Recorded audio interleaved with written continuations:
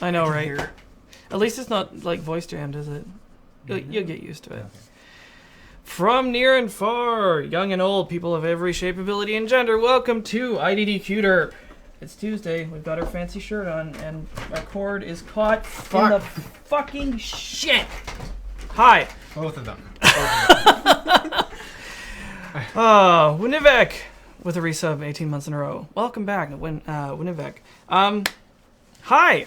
I have two people with me today. In fact, I should probably unmute one of them because he's going like stir crazy. So I just want to quickly introduce my brother Raymond. Hello. Who is joining us, and you'll see why in a minute. And for all the way from Australia, Nicholas McDonald. Hi guys. Okay, I was so scared that wasn't gonna work. So why are the three of us gathered here today? Well, we're gonna play a video game. We're gonna play a game that we made, and you all get to watch it. It wasn't finished, but it's a thing. It's functional. It's a feature complete, basically. So how about I take you back to the beginning of this, because this was Raymond's idea in the first place. Okay, I think it's during summer of 2013. I think it was. At least I think it was. I was at Alex's place, and they're having a talk about. I don't know if it was like game ideas or something like that. And I was thinking of it was originally an idea for a gallery of things that either made you upset or the pitch to me, you said like a series of upsetting rooms. Yeah, like the very first one was like you go into a room and it's tiles and like the tiles are misaligned, or there's a room that has nothing but Comic Sans everywhere, and then there's another, and one of the very first ones was the note on the wall. You go to it, there's nothing in the room. You look at the note, it says "Don't look up," and you look up, and your face is full of we got that room in. We did get that one in. But yeah, that was one of the first ideas, and I'm trying to remember some other early ones. There's a lot that didn't get in there, probably because they're too complicated. But yeah, like you had this idea, and I connected with Nick, I think through the Desert Bus chat, right? Yeah, we were playing a lot of Killing Floor. Yeah, we were playing a lot of Killing Floor. Yeah, that was when he still had was it Eximworks site, and you're doing live recordings or something like that, and you had me in a game of Killing Floor as well, and I think that's how I got introduced to Nick. Through Killing Floor. So I started talking to Nick, and you were doing you were in school for game design at where was it? Yeah, I was in my final year of uni. Yeah, at university, and I think we were shooting the shit, and I mentioned this idea, and you did a proof of concept, didn't you? I think it was like you made a room with some cubes in it. At uni, and I used that as an excuse to do a prototype for it. Yeah. And then I used that prototype as the basis for what the exhibit became, because I was like, I need to learn how to program this game, so I needed to kill 24 hours to do it. So I did it for an assignment. Sweet, and then I was just like, well, this is kind of cool. Maybe we could like do some stuff.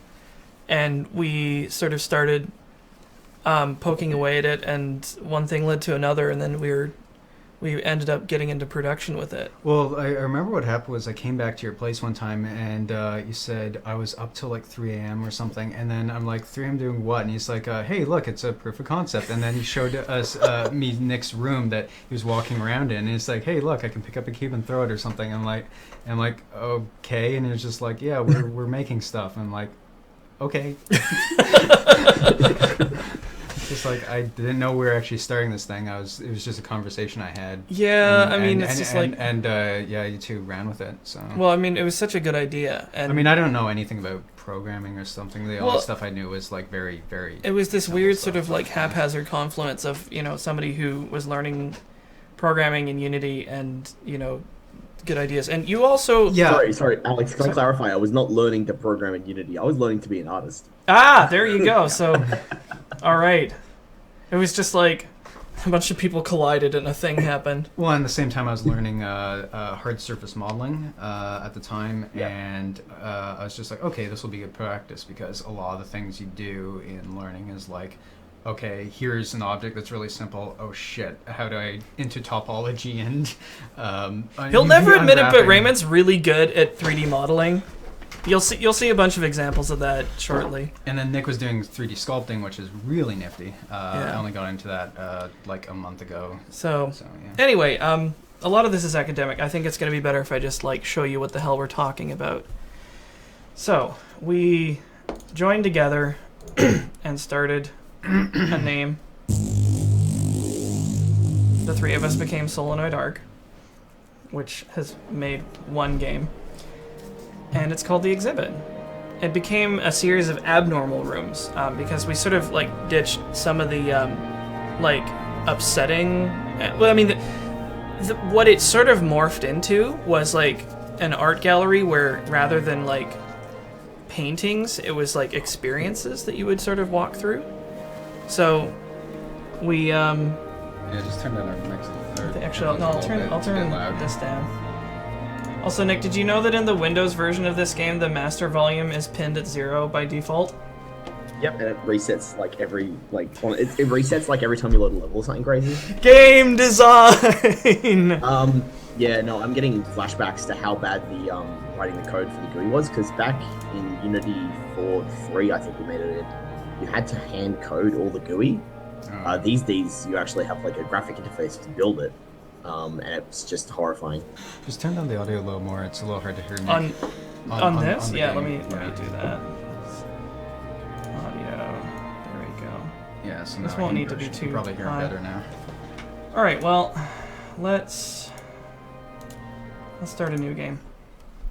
So the settings even work. Oh boy, this is gonna be so fun. So like we started off with, we wanted to do like a tutorial level and to sort of like set the theme of the game. So it starts you in a corridor with instructions. So like I'm all about visual storytelling. So who is it who modeled this this That was Nick. Okay, so Nick, yeah, you made this. I did all of the graphics for the panels. And I was just like, I wanted to try and make it like as simple as possible. So then we like put this object here that blocks your path until you pick it up. Oh wait, can we still do the thing? Oh, Hang on a second. the horrible stuck in the wall glitch. Yeah, like there's this is just gonna be us glitching our way through. Oh right, I remember how we did the colliders on this. It's just like It's fucking flawless. It's a cylinder. It's a cylinder. Flawless, man. Actually, wasn't it a cube or like a? I believe it's a series of cubes or a cylinder, one of the two. Primitives. There I we didn't go. know about. There we go. Got Yes. it. Got it. There we go. Yes. Yeah, it's just a vertical cube. Oh, I remember this glitch. Goodbye. Let's see how far we can. It's gone. It's gone forever. It fell out of the world. So like this was God. we had this clumsy system for. A lot of people got stuck on that. Yeah, You were so many saying. people got stuck because you plan something and you're like, yeah, it's really clever, it'll work, and people It's so intuitive. into it, and nobody got it, and we're just like, oh, oops. Because the idea was like you pick this up and then you turn it over, and then like it shows you how to work on it. Wait, was it? Do we still have velocity on Yeah, this? did you? Oh yes, you do. Bonk. Yeah, the first one didn't. So we just sort of wanted to teach basic things. So the E key is like activate. This was originally down here, but then we moved it because nobody could find it. Yeah. So didn't you have to crouch to get to it? Did you? Oh yeah, shit. But, yeah, but there was no prompt on how to crouch. it didn't tell you how to crouch because you can crouch, for whatever reason. So and it was in shadow, so nobody could find it. That's why. You can still crouch so you can duck under desks. Yeah, it tells you how to crouch here. So like. You pick this up. I thought this was a really cute thing. I mean, it was not practical at all, but Did we even use it? yeah, we used it. Okay. But it's like picking up the flashlight and pivoting it was like, oh neat. You can actually just like use it like that. See, duck. Yeah, the controls were just super intuitive. They were little I've clumsy. actually forgotten some of this. Right. We left this here so that you could drop that and have the door illuminated. And that door is the first prop I made for this. Yeah, like we introduced the door theme pretty early on, and so now I think you're that was actually one of the more successful parts of the design. yeah. I mean, like the if there is a door, you can go through it. Yeah, like the idea was that the doors were like portals to different areas. I'm really happy with how these paintings turned out. Because, like, we got a little bit... is this displaying... These textures are shit. Is this displaying on lower Face res? against the wall. Hang on a sec. Options. Video. Oh, wait. Why is the resolution... Oh, apply changes. Oh, there we go. There we go. I was like... Now I'm It getting does a not... buzz. Ah, there we go. Now I'm getting a buzzing. That's weird. Man. Well... Yeah, see, because I got the fabric Okay, texture. yeah, This is some of my artwork. I'm hearing the sound of... Are we hearing this? Yes, it's... Hang on a sec. Oh, I think that's just the board. Oh?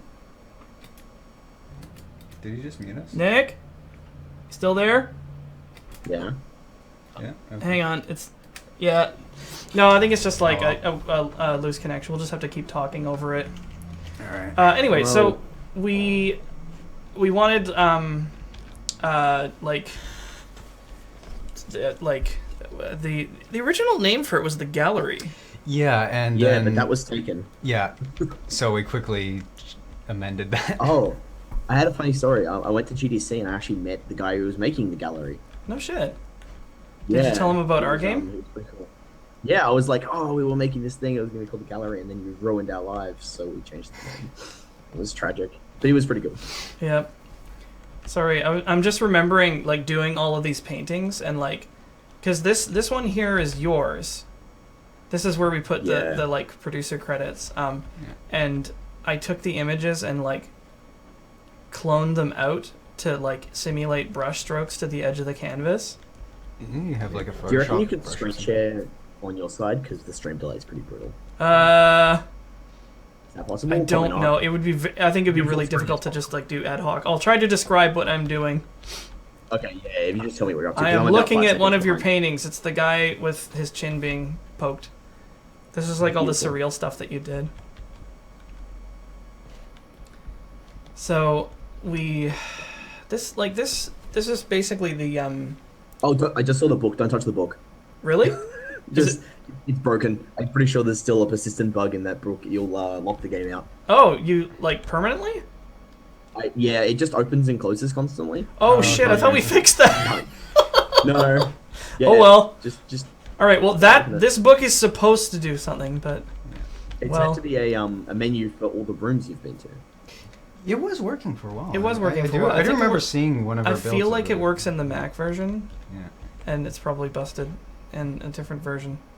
So I really Actually- liked how this space turned out. Actually, the lighting, it's actually better than I remember it. Well, it's like we spent a long time on the lighting here and like on making just it. this one room. Yeah, here. because, this one like- room was like most of the time we spent doing this. Well- When I was demoing this game, people actually just came into this room, enjoyed it, and then were like, "Yeah, I'm done." And I'm like, They're just like, there's more of a game. I almost think that would maybe even not be a bad idea. It's just like a game where you just explore a gallery and it has like procedurally generated paintings or that are just like downloaded from like people's art profiles, which would be super sweet. Yeah. Also, the space heaters was an early model I did I think it was 2 years before. This we even space heater started has this. so much detail to it, it's ridiculous. Yeah, it was like I think when I was learning to UV unwrap or something, I spent forever, and then like it got lost. And then when we did this, I'm just like, all right, I'll just port it to Unity, and it worked. So.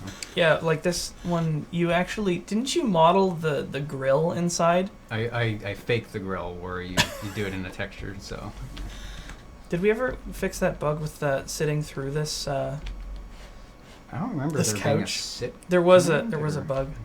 Oh, the Oh, the fire jar. that was a photo from, oh geez, it says 2013, but it wasn't. It was 2003, and this is the fire jar trick where you take a one of those, A carboy. Yeah, carboy, and you fill it with a little bit of it's like isopropanol, and then you like shake it around, and you ignite the vapors, and then it burns its way down.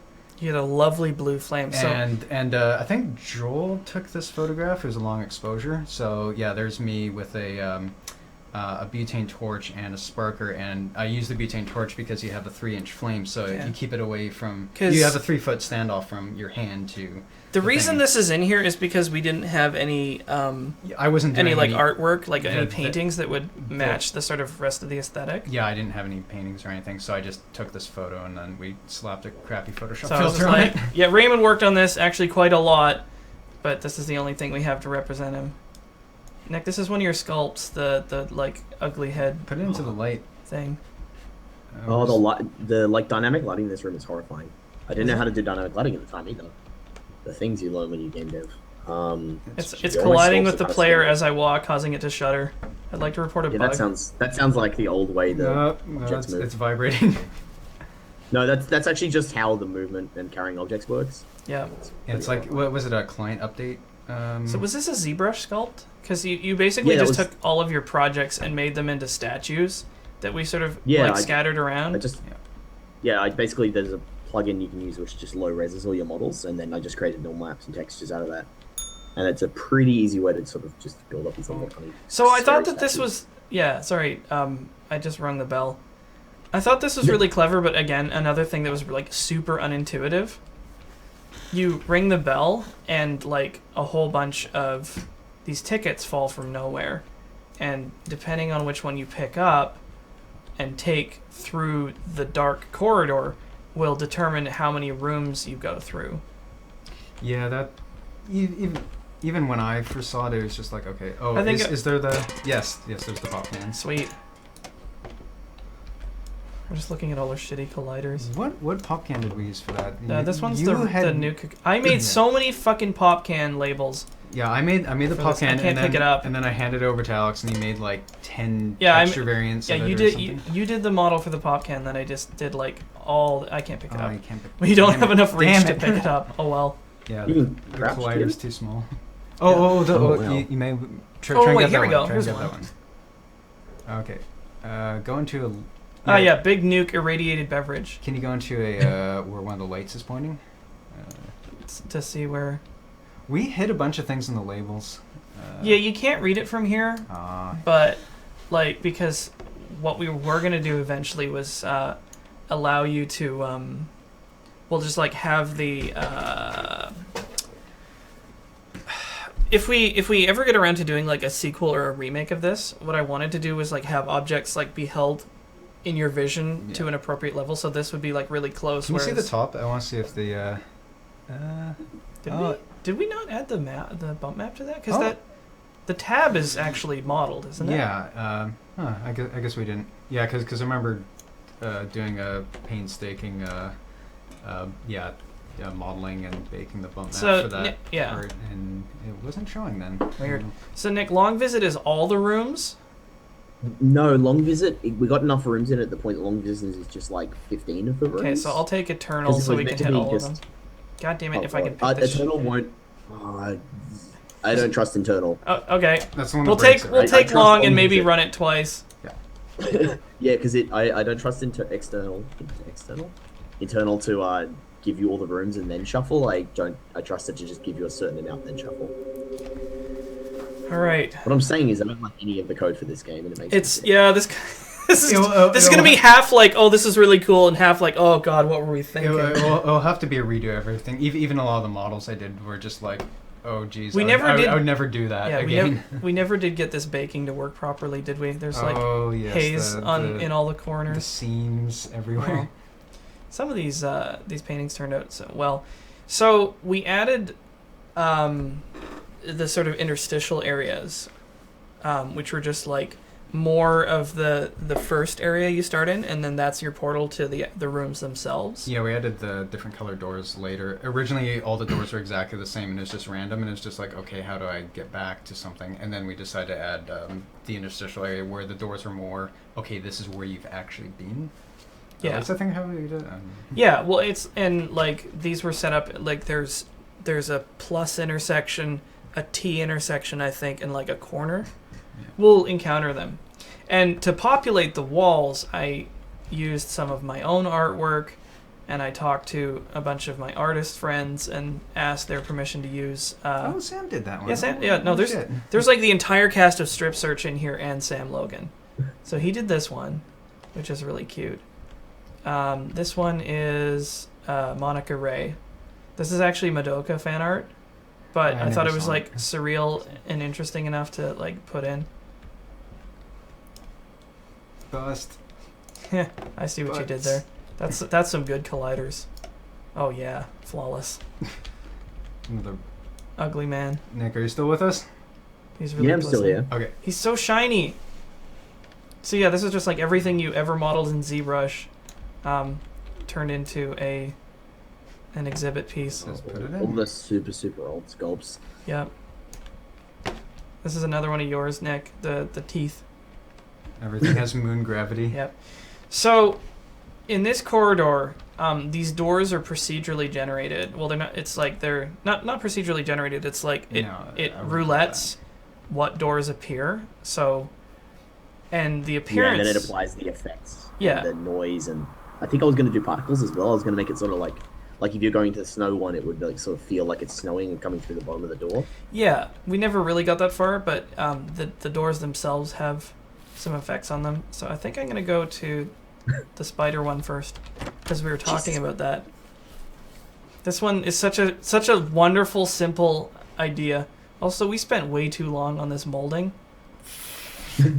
Like we should have just modeled the walls so that they had the molding included in the But this molding itself was actually a separate object that had to be aligned, and it just looks like it's black.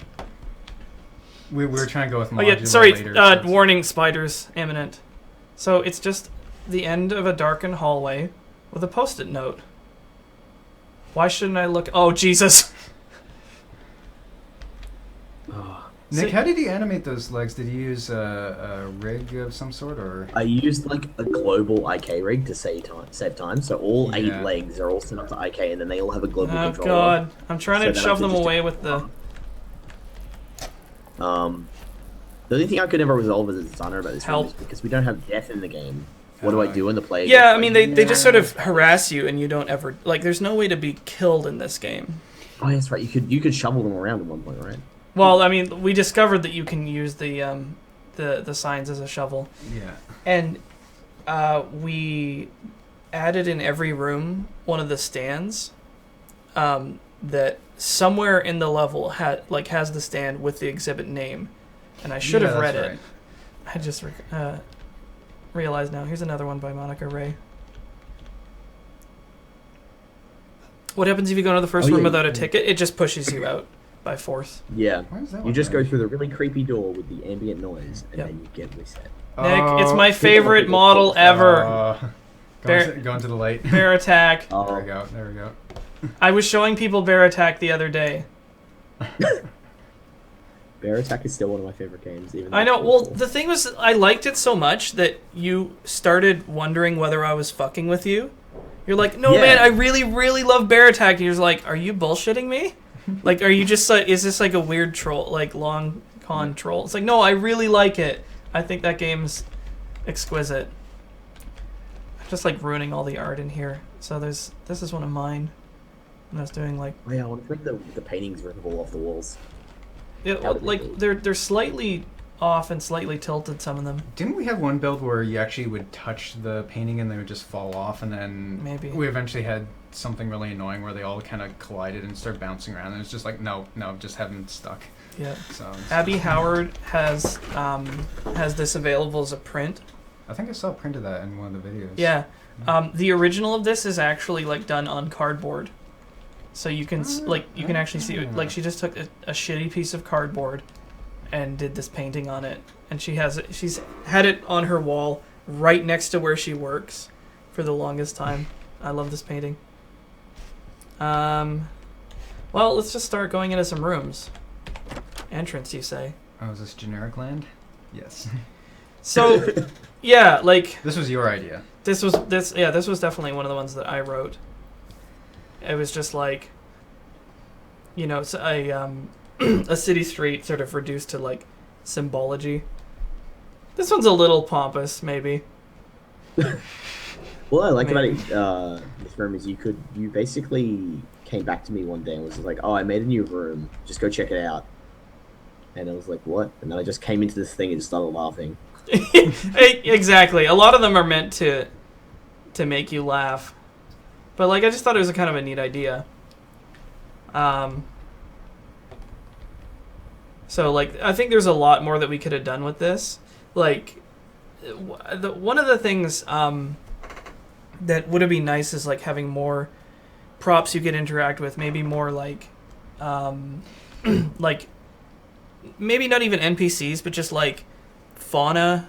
Well, I remember, Kinda stuff. I remember this one you were trying to revisit several times, and we never got around to it. And this was there's one prop you, in addition to this one, but yeah, you really want to add more to this one, and then it kind of got put off, and then there's other rooms we were dealing with. So Yeah, like a lot of them ended up that way. Yeah. Well, what I wanted, I think, if I did a redesign, is more meaningful interaction because Yeah. there isn't any at the moment, really. Some rooms try to do it, but it's just some way for you to interact with the space and create like a change or have an impact on it, and then have, not just walk through it and see it as it changes from being. Yeah, just like, I I'm looking at a definitely wanted to have 3D more like more interaction, because like it's great being able to walk through the space and look at it, but it would be nice to be able to like pick things up, look at them, maybe like read books, or just like have something to do sometimes. I'm showing everybody the plant detail, which is like the one color in the whole place. This is, I feel like I read a comic that had something like this. Also, somebody pointed out that like the scale of this place should probably be a lot larger. So, notes for next time. So the exit from the room is through the travel agency. we had a problem with the door changing size. I think, or then we changed the player size or something, and then we had problems. Was it Nick? Didn't you say the player's actually a giant capsule? Is he? Technically, the player is 2 meters tall. Yeah. Yeah. Yeah. So It's like they're way too tall for that door. I really like this room, even though there's like not much in it and it's really glitched out. The blame level. I was reading a lot of blame at the time. I'm also gonna turn this up a little bit because I realized that the ambience is now way quiet. This is actually just like a straight up reference to like one of my favorite comics. I don't remember what we put as the megastructure yet. Trepidation. Throw. Goodbye.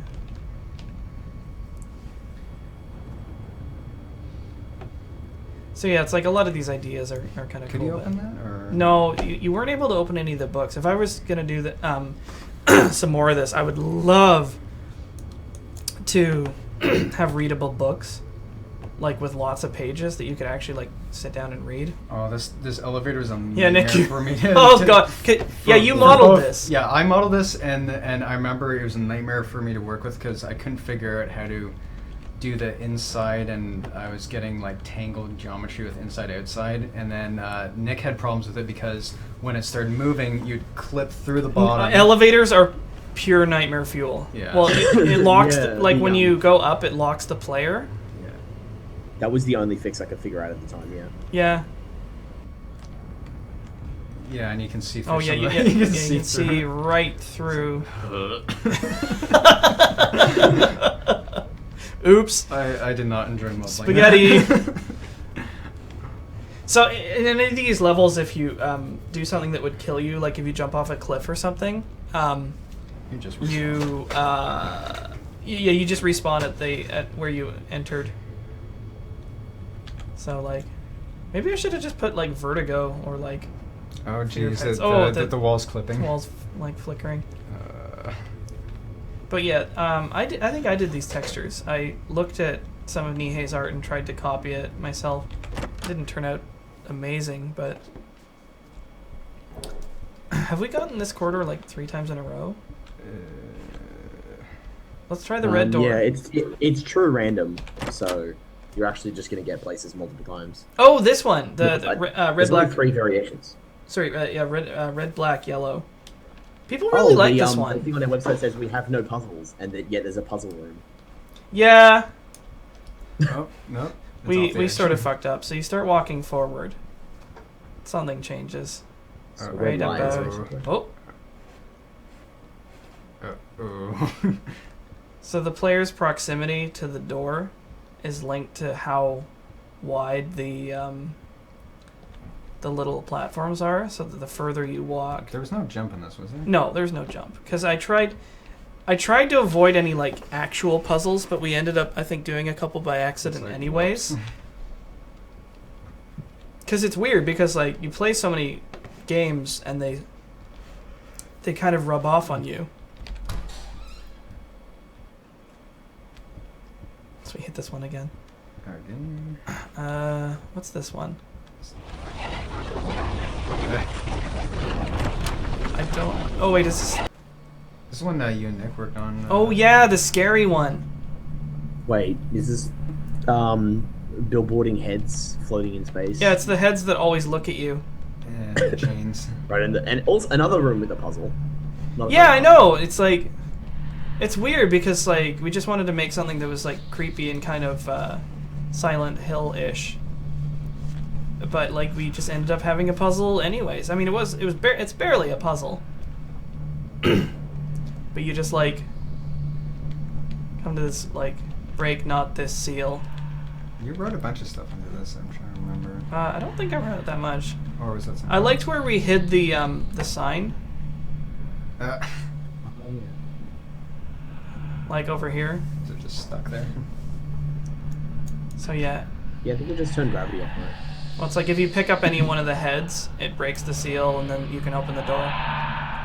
There's a lot more we could have done with this.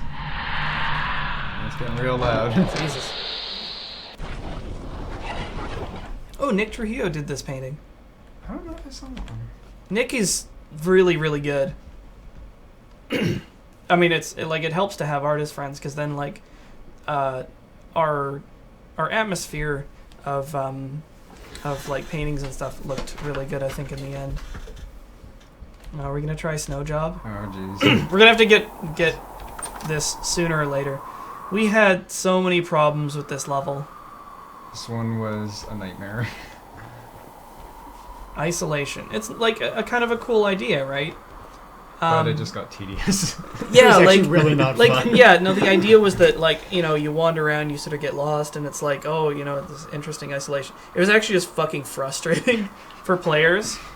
And we went back to it to try and fix it so many times. We tried a lot of stuff, and I don't know if we made it better or worse because the exit from the probably room. both.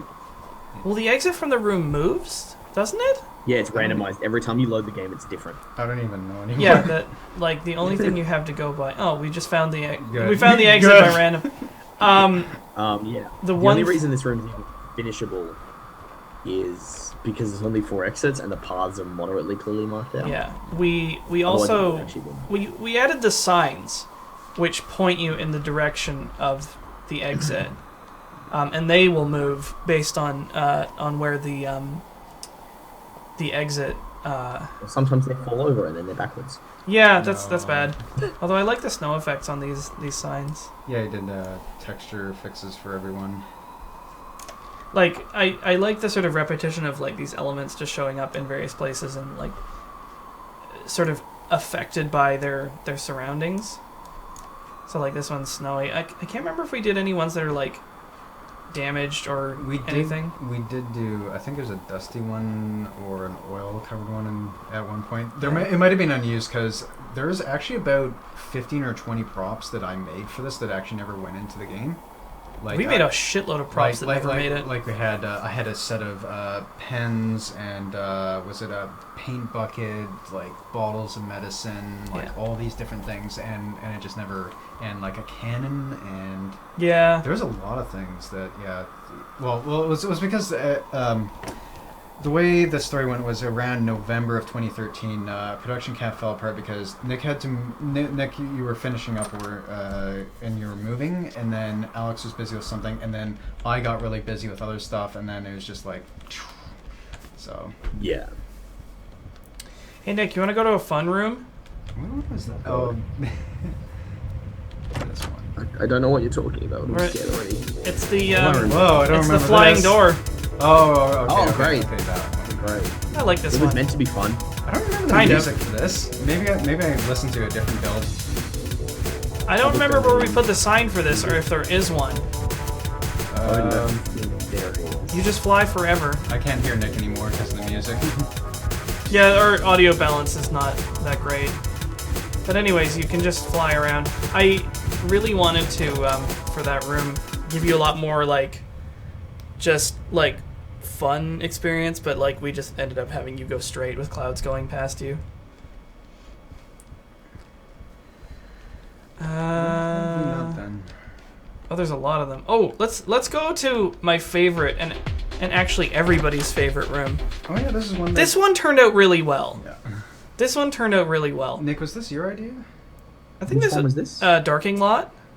That was Alex. He it was another one of those things where I woke up the next day because I was doing really early morning work on this, and there was just like this prototype he'd just sort of thrown together without any code. Yeah, it was pretty nutty. So I think all you needed was me to have them that they turn on and off when you pick them up, and it was like good to go. So it's total darkness. You encounter something that's lit up, and when you pick it up, Seizure. sorry, seizure warning. Probably should have said that earlier. Let me find one. Let me find one that's slightly less. Oh god. Where the hell? Oh shit! Where's the purple one?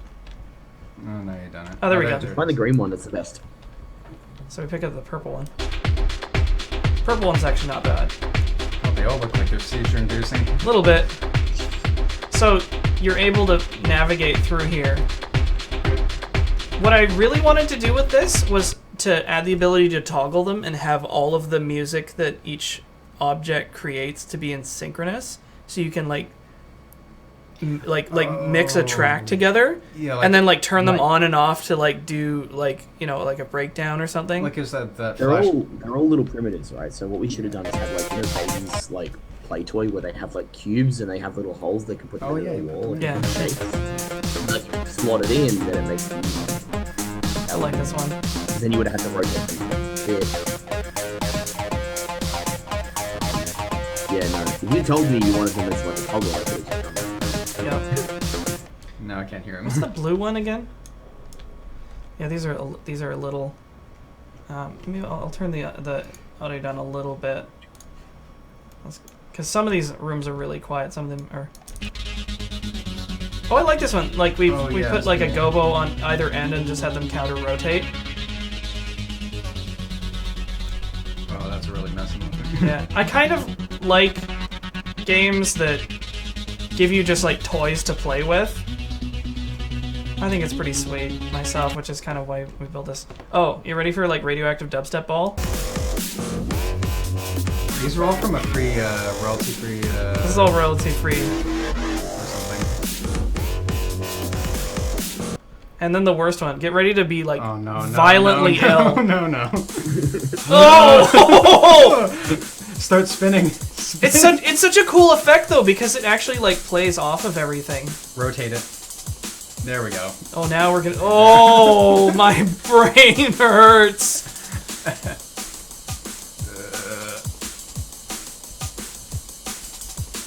Well, let me use the dubstep ball, and we'll find the. There's the sign. And the sign was novelty. Okay. Sometimes I was really struggling. We put a lot of detail into this parking lot that you can hardly see, like the oil spots. And it was a fucking nightmare. Did I actually end up putting in the lot numbers, or did I don't see them.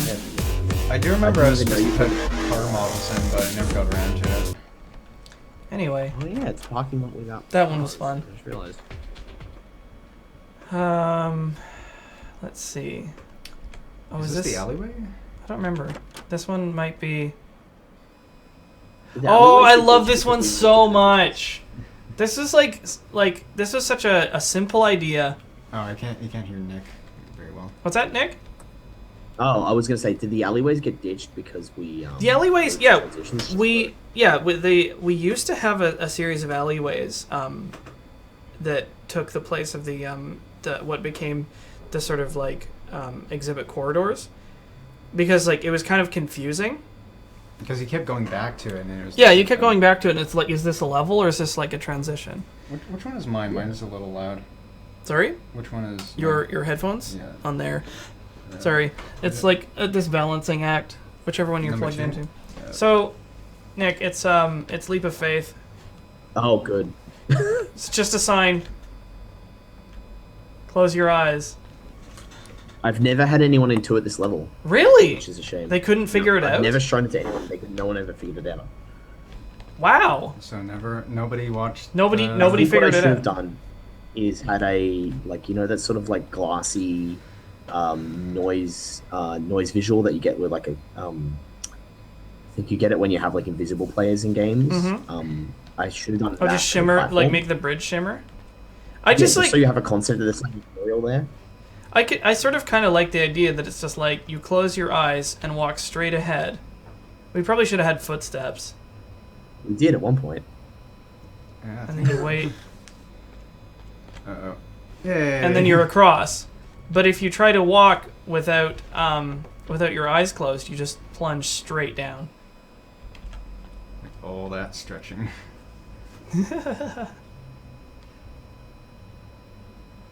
Did you Wait crash for it? it. Nope. You just have to wait till you hear it. Oh. I think this is the international symbol for faith, and we put the sign back yeah. here. Apprehension. Also, if I remember, you can really go a long way. Oh no! Oh no! We put a wall there because you used to be able to walk like the entire way around the It's canyon. like the perimeter. I'm glad we fixed it. I never fixed that thing with the doorknob. The doorknob not turning, or No, the weird light bake on it or something. weird. Some of them were fine. Yeah, there we go. I love this room so much. Oh yeah, this was an early one. So, it's was it space? Whatchamacallit? Oh, the cans that kill you. And you can sneeze? Yes, this room. This started with a very simple concept of just like, what if you were in space and you only had like a spray can to propel yourself? This one actually just came out really well. Outside of the glitchy movement of the can when you're carrying it around. Yeah. Yeah. It still works pretty well. So you can almost see the sign. You can rotate it while you're using it to like completely redirect. Was there a speed limit you set on this, or could you just go continually faster and faster? Oh no, I totally set a Yeah, speed limit. yeah. Okay. You also believe did you we actually- add a kill field outside the level? No, never did that.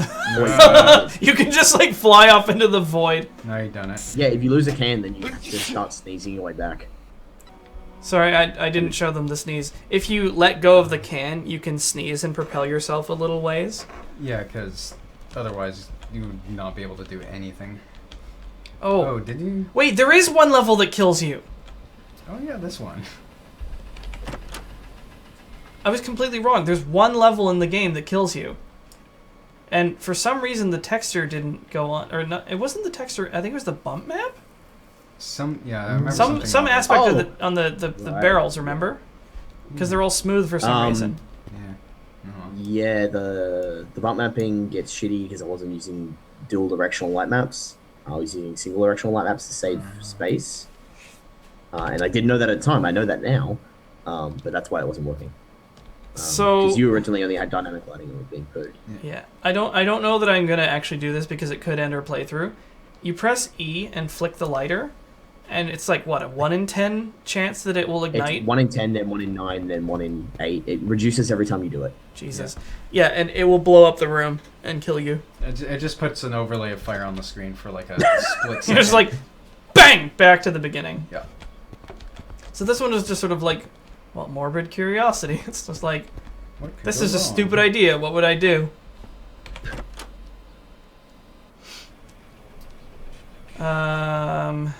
So let's see what other. Was there another one we missed? I'm sure there's plenty of Because rooms. we still haven't seen one of the alleyways. I don't remember. I think the alleyways got entirely cut, I think.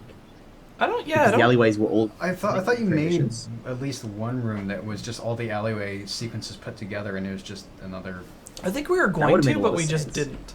Oh, so I guess we can't see them then. Oh well. Sorry, brah. So this is another one that, like, the theory was I think a little more sound. We, it's the cemetery one. The placement of the offerings is procedurally generated, isn't it? Or The cemetery. I don't think anything is random in this. Oh, isn't it? Well, I think the plan was to have it randomized so that it would, like, pick from a whole bunch of different props and, like, flowers and stuff like that. Yeah. I do remember this was one of the last rooms we actually worked on before the project kind of fell apart, and I was in the middle of making, I think it was props for this, and then, yeah, I remember we had a big problem with all the trees in the perimeter because we used, like... Sorry, why is everybody saying F? Yeah. I'm confused. Uh, What in the fuck? I don't No, I'm understand. freaking out. Why is everyone saying F? something's wrong. Oh, press F to pay respects. Oh! That took me a while. I've only gotten like 2 hours of sleep. God damn it! And this room's really hot, Jesus. and it took me a while to get that. Oh, did we ever? Yeah, we did. Yes, we yes, did have let a- you sit we, on we the. have a sitting mechanic. Yeah, we have a really shitty like Snap 2 sitting mechanic where you can just sit and just be in this Yeah. space. If they want to press F to pay respects, they can go play Screen Sheet. You can actually. I think I missed that. Press F to pay respects. So like my idea with here is like you could either procedurally generate like names and stories and stuff. Yeah, And these offerings. headstones were obvious placeholders So- because I had I think 2 or 3 headstones I was in the middle of making, and then Yeah. the- Also, like the background was a pain in the ass because like Unity trees are yeah whack. yeah I think They're it was whack. the first version of this, it just ground to a halt because yeah. So the exit to the room is of course through the grave plot. Did Nick? Yeah, Nick made screen sheet. Sorry, we probably should have explained that. Oh yeah. Yeah, I'll introduce myself properly later. It's fine. Yeah. Oh man, I love this level so much. This was one of those ones where it turned out exactly the way I concepted it. The great tube. Yeah, it's great. It's great. Oh yeah, and It's the just- Half-Life 3 moment as well. Yeah, so it's just this Think huge tube. It's one of these like wonderfully surreal things where just like props, this was going to be like a dumping ground for every prop in the game, and just like shit falls from the sky. I'm also going to wait here until the thing happens. And they bounce I think a lot. it doesn't take too long actually. Yeah, it doesn't take too long. But be ready to quit because the performance will crash. Well, I'll get ready. But yeah, like It's the great. the little stand with the umbrella and shit. There's actually the collider on the floor prevents you from falling through, But props. But can go objects- through but it. props can We go were so through. close to making it so the player could just fall through it. Yeah. It would be the worst. Our game was really like falling off stuff game, wasn't it? Yeah. Which is unfortunate. So it keeps populating with stuff. So if you wait for it, this is almost an Easter egg. It's You more are- like a Crash the Gamer egg. So weird. So you sure that this one wasn't taken out, or? No, just wait. Okay. No, I never take things like this out. That'd be Yeah, too easy. it's pretty great. Just watch the skies. That's the ring. Daringu. Yeah, because there's a big plane of white up there, and it's got ambient occlusion with the cylinder. And we know that now. That's why. Yeah, because I wanted it to just be completely blown out with no edges. But There's this thing called fog. Just put we a probably should sprite use in that. front of it. yeah, well, I mean, it's not even a bad idea. Yeah, except for then the props clip through it. No. Come on. Just like keep looking at this like whiteness with the like chairs leaping into view. Yeah, fog would have been so much better because then all the assets would have like faded in. Oh yeah, actually, next time for fog, Yeah. and just like have more stuff that you can use. It has taken a long time for this to appear. Are you sure you I didn't take believe this it out? in. Lamb, did I either take it out or is it a very long timer on this? I don't. Oh, there Oh, it is. shit. There it is. Wait, there.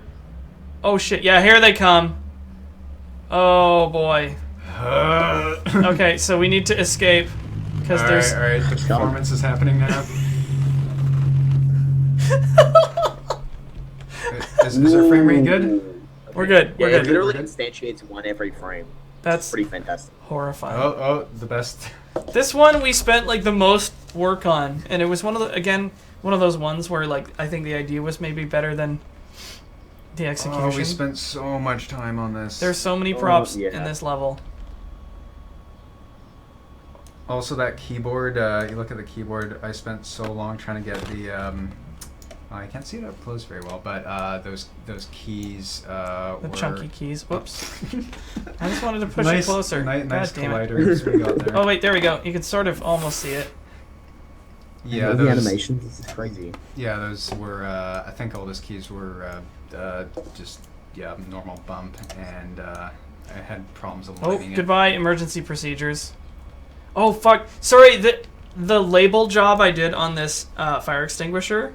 Oh So it says, "Oh shit, Earth." you are fucked." The instructions are, "Fuck this, peace out." Yeah. It's like from 2 meters away, throw the fire extinguisher at the fire and run. Yeah, so I made the fire extinguisher. I made the chair. I made the computer things. This is a nice chair.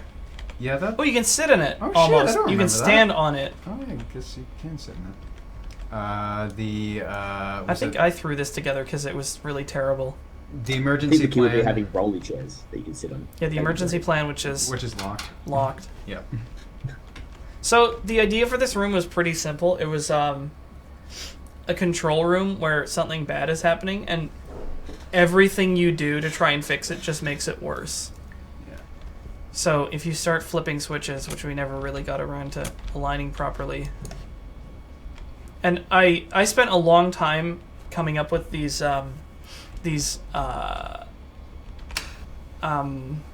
names, because Raymond modeled all of these switches based on like actual reference, and then I came up with the most like vague, uninformative, like just made up, like what does this even mean? Purge null, like what? I like how as it twists, it moves up, which it wasn't supposed to do. Oops. It's like backup rods A-E-I-O-U, high, low. Yeah, some of these ended up aligned weirdly. Did that speaker thing, did we get it to make a noise? I don't Because that was know. another thing I modeled. The wall speak. No, I guess not. Disable reroute, secondary raw. There we go. So like, there's all these diagrams. Some of this didn't end Nice up. lights. Let's override it.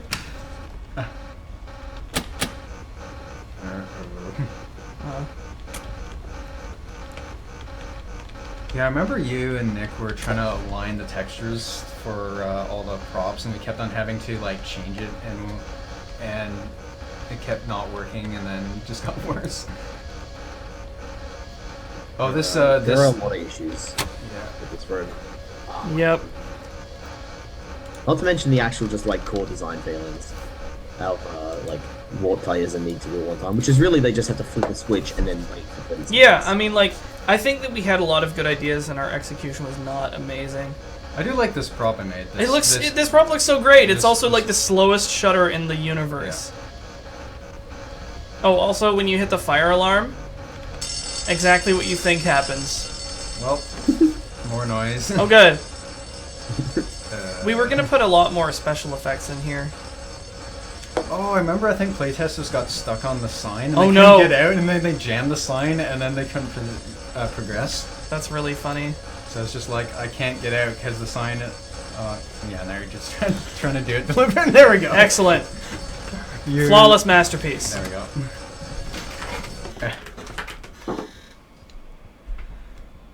What? So, what have we not done? I think this is So yeah, we ended up just like doing sort of puzzles anyway, even though I was like, I don't want to make a puzzle game. It's weird because it's like, it's one of those things that's so ubiquitous and it's like so much part of like gaming experience that you end up doing it like by accident.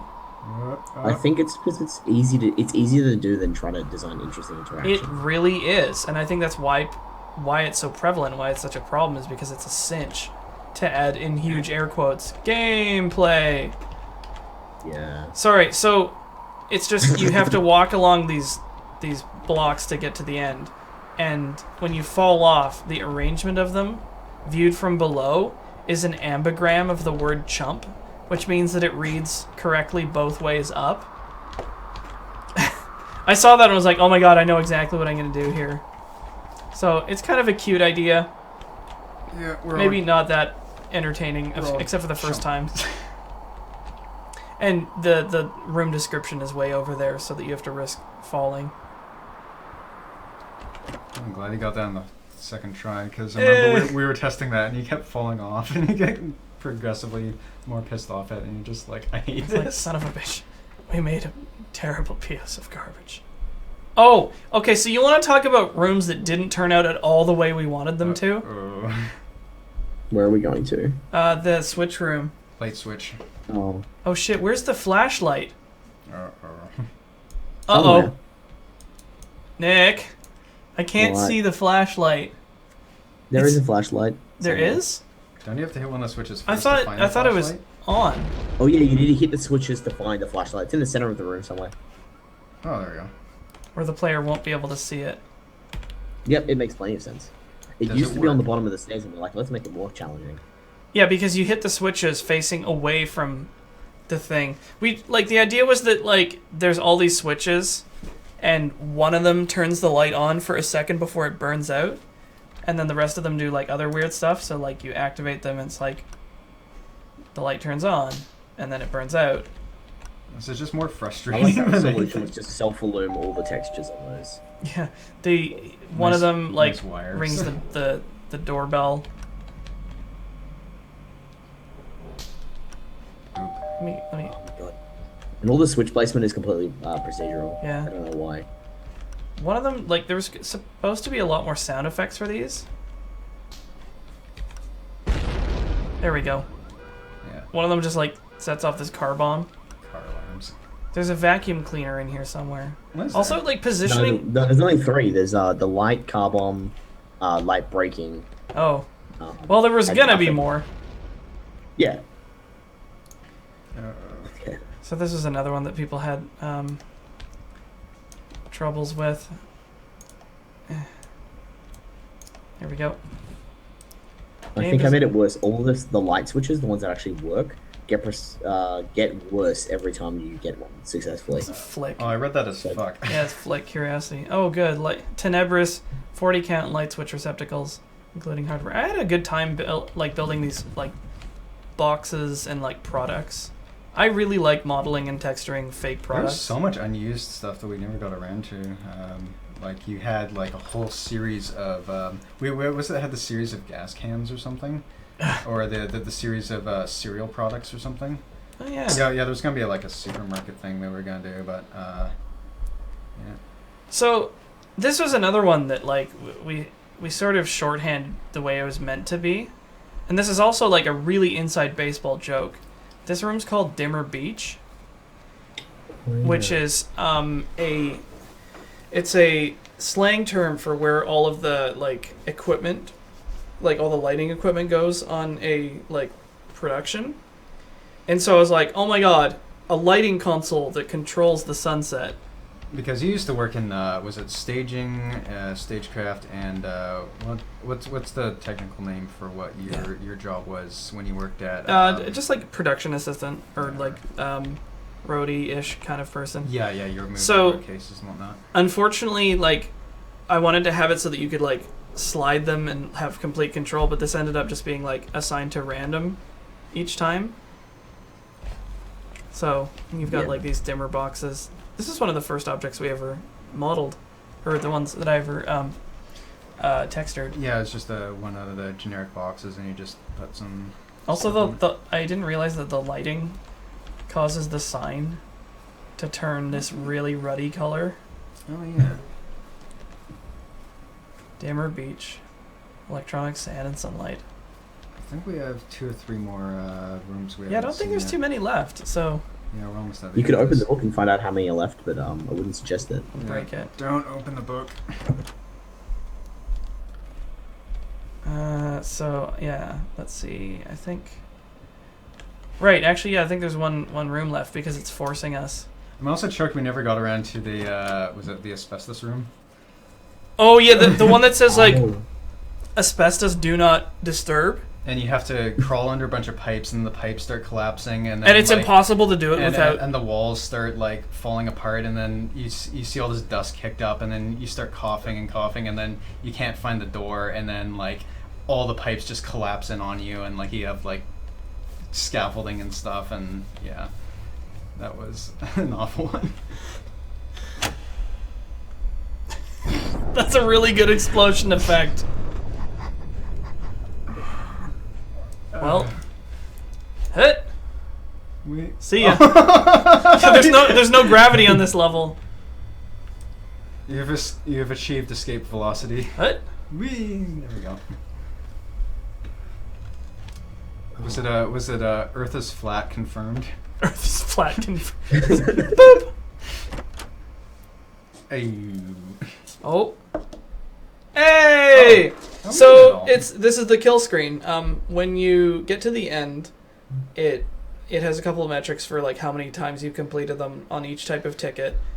And it says you have not experienced everything here until you've gone to every room. So I don't actually know if that's correct, if we missed all of them. It is correct. There are a few more rooms missing. I'm just not sure which Yeah. ones. I mean, They got to a point where I sort of forgot which rooms exist in the game. What Yeah. haven't we done? There was because Well, I know I'm you took trying out the pipe hallways. let me just have a look. I'm now just like forgetting it, so we're gonna see. Okay, we're gonna speed run this stuff and get the pro strats. And then there was rooms that we didn't finish that didn't make it into it. So now I'm confusing it with rooms that actually didn't make it into this build. So now I don't even know what we haven't done.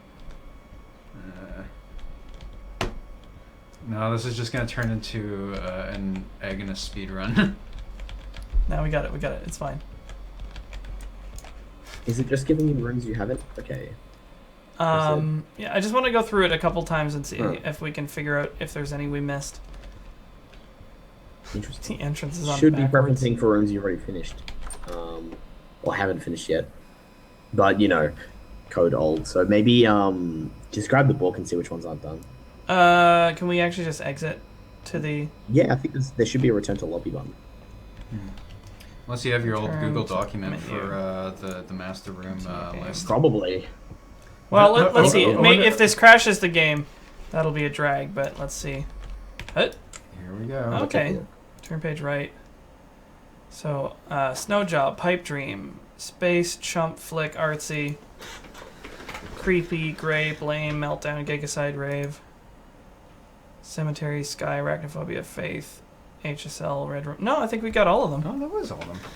Yeah, that's right. Because I was remembering the 1812 Overture one with it. Which Well, actually yeah, we didn't make it concepted a bunch into- of rooms. That one was super fun. It's just you enter an area like at a cliff edge, and there's like a cannon, and the crescendo of the 1812 Overture like starts playing in the background, and you can Right. you can fire the cannon in time to the like Oh, the drum. I It's so sweet. I spent so much time making that stupid cannon. Yeah. Well, it was because I was trying to make it accurate to the ones they use in those performances. So I had to like find reference for a really old.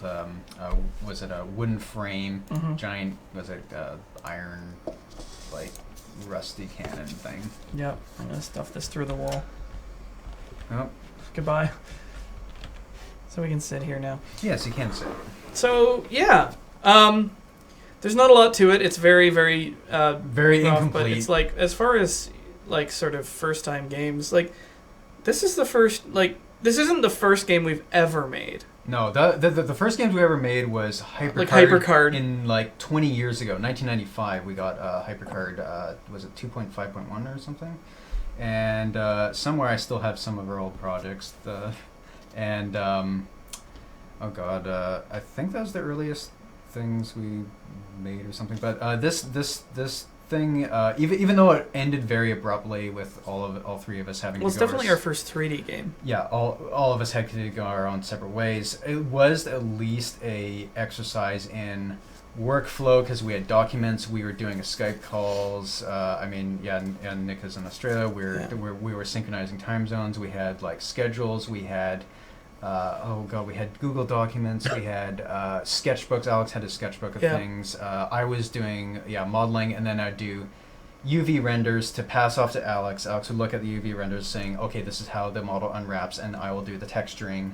Because originally I was doing texturing, and then I realized I was not very fast at texturing, so I just the stuff was really good when it came out. Well, I mean, I hope we get a chance to work together again, because I think that it ended up it ended on it was either November 2013 or December 2013 that this last build that we made, and then Exhibit B. Yeah. Well, I don't know. I mean, Nick and I at least have had some. We'd ideas. Have to redo the whole thing. Well, this game I think would be worth redoing from scratch and learn everything, like brand new, like fix all of the stuff that's busted. Because I think the idea of having sort of experience areas as like exhibits in an art gallery is a really cool idea.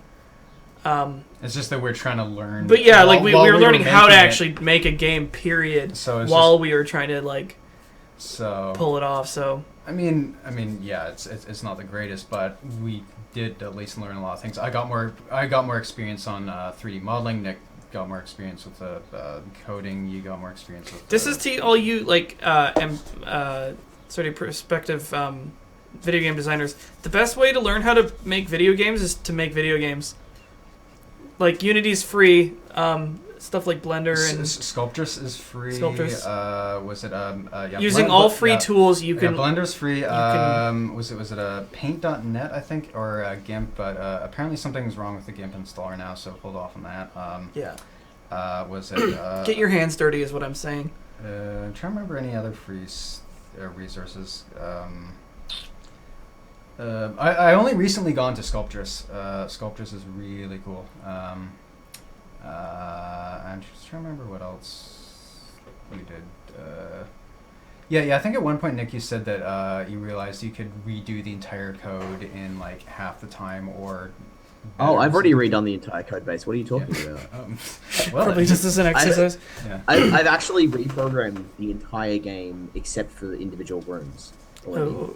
And it took me a couple of weeks, a couple of weeknights to do. Mm-hmm. And it's way faster and way smoother. And we have things like object highlighting and like way better menus and things like that now.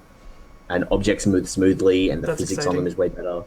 Yeah. Completely I did that again as a practice thing. As a great observation. Preferably don't try to charge money for your practice runs unless you think they're really worth playing. No, that's a really good point. Yeah, it's like you get all these awful like early access I don't know how to make a video games. Yeah, it's $12 on Steam early access. Also not to mention I think we were using a bunch of copyrighted stuff anyway, so it's just So, but the advantage is this game's free. You can play it too if you would like. And observe all our mistakes. If you go to solenoidarc.com. I think that still exists. Also, you'd be making money off all the artists who put all their stuff in, then it'd be like, all right, Alex, pay up. But no, this was that. Still. Come on, Stacy. It was a very, very precious learning experience. Xnormal is very cool. That is a very, very cool program. It's a roguelike exploration walking game. Yeah, kind of. It kind of is. So... I encourage you. Incantadio, welcome back. 22 months. So yeah, this was a lot of fun.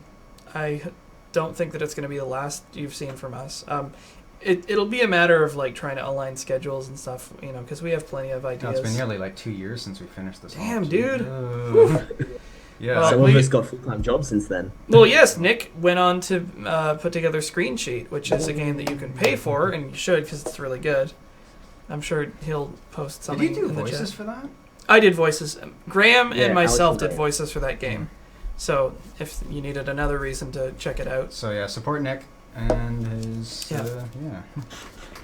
So I think we're gonna go on break, and I'll come back with something else because I have. Turn on the air conditioner without blowing the breaker because it is really goddamn hot. Well, you get to leave. I mean, you can stick around if you want. Well, I have other video uploads to do. No, it's broken. I'll roast to death and you can get back to work. Yeah, I'm gonna go on break, come back with something. Because I'm still doing helping doing backlog uploads, like all the and some other stuff. Sweet. Yeah. All right. Well, this was fun. So we'll be back in shortly. Refresh your drinks, and then I'll figure out something that I'm gonna play. And I'm probably gonna go to the store and get a Slurpee. Oh, please get me a Slurpee. Okay. I'll see if I can find a Slurpee break. Okay. So BRB. Oh my god. Okay, so I have something that I haven't played. This might not be enough time to try it out, but I did want to do it on stream, I think. It's called Ether 1, and it looked like a tourism game.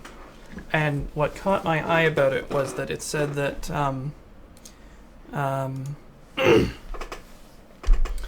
it said that it incorporates puzzle elements, but that they're all optional. So we'll have a look. Maybe it'll be interesting. I mean, it's only an hour and a half. What's the worst that could happen?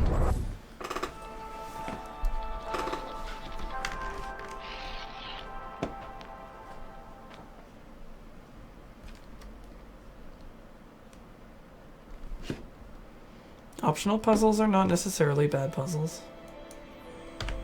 Let's give it a chance.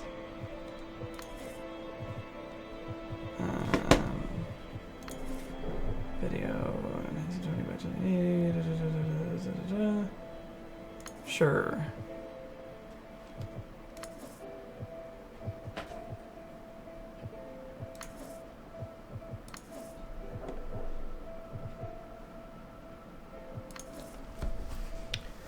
All right. Yes. It's a brand new save.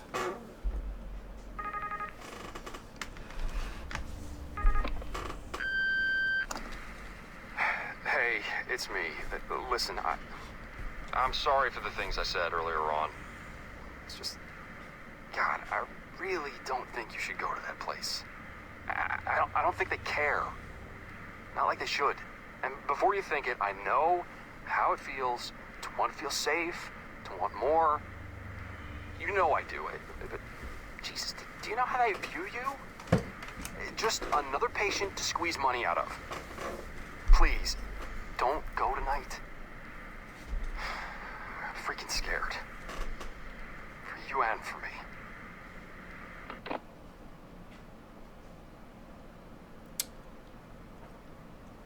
Oh. I see. Institute of Telepathic Medicine. We will never forget. We can help them remember. Go on.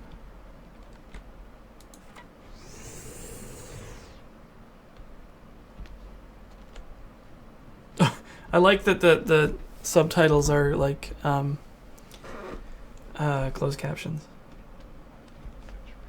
Advances in genetic and psychological sciences led to a series of astounding breakthroughs regarding the human genome.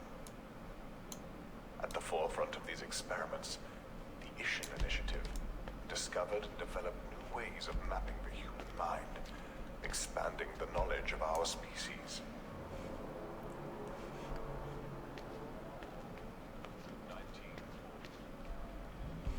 I kind of want to listen to this. The ISHIN Initiative discovered Patient Zero.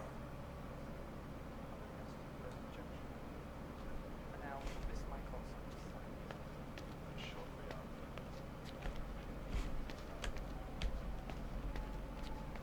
With it, a completely new way to navigate the human brain. Projection. Allowing scientists to access areas of the conscious mind previously undiscovered by medicine. Placing our scientific studies at the apex of modern technology.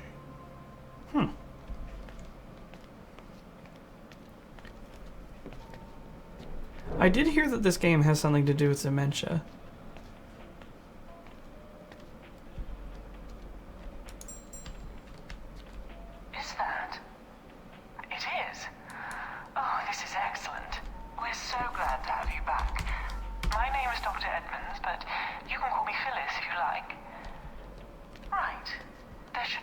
register on the reception desk. So once you've signed in, grab the key card from the top drawer and head on down. You will need it to gain access to the lower floors. Restoration procedure for patient JN2057 will commence shortly. Staff are advised to prepare chambers for initial projection. Well, it seems we best get a move on. There's plenty to do. And for you, plenty to see and discover. I'm going to be guiding you through the process of restoration this evening, and hopefully ensuring that nothing terrible happens to you, or our client. I'm in restoration chamber number 3. Now, if you don't mind, would you be a dear and head on down? Human evolution, an asset to society.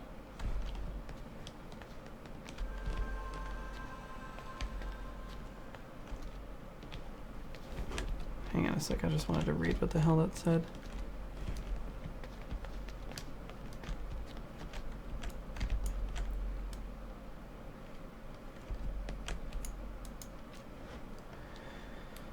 The greatest prank.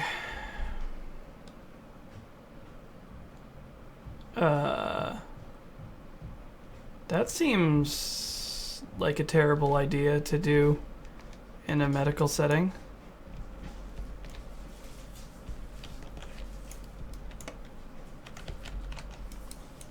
What was a zoom key? I always like that in games like this.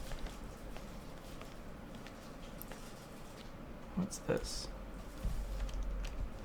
Some form of sidewalk slam.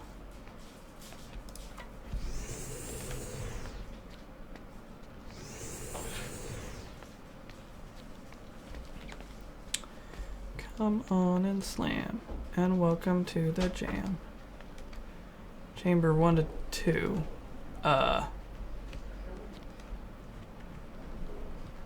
That's peculiar. Oh, thank you. Okay, well, I'm gonna go back to working on this See stuff. you later.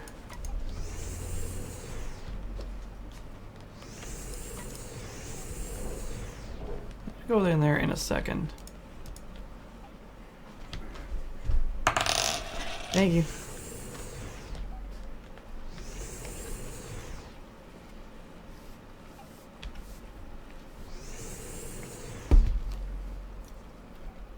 Pretty intriguing little backgrounds.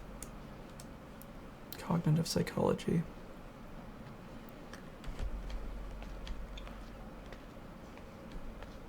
It's interesting, sort of like almost 80s tech aesthetic. The skeletal system. Well, I've never heard of that.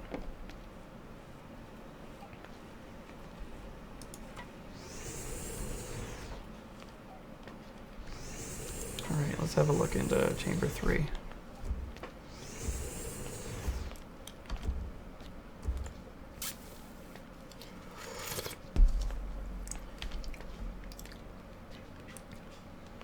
They're waiting for you, Gordon, in the restoration chamber. Beautiful, isn't it? A miracle of the 20th century. A window into the minds of others and a tool to cure disease and illness. But it would be nothing without the likes of you. What do you mean, the likes of me? Right. Would you be a dear and help me with the setup? Okay. I need the electrical input for the Rembrandt installation rerouting. You can access it from that terminal over there. Oh, that terminal. I am... Stores... I only carry one item in the zone before you pick up fuse. How do I... Oh, there we go.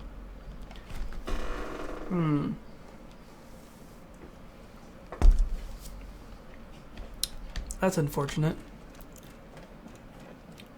Would you kindly? Which one of these fuses do we need?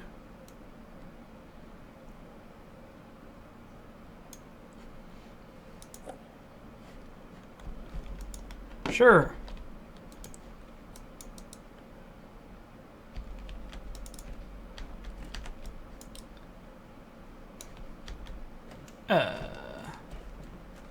Hang on.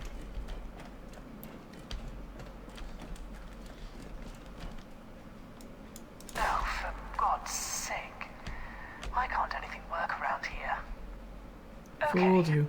We need to replace the fuse. You'll need to take the 75A. blower out and replace it with the correct fuse. By the computers over there. Oops. This like one item thing is gonna sort of fuck with us.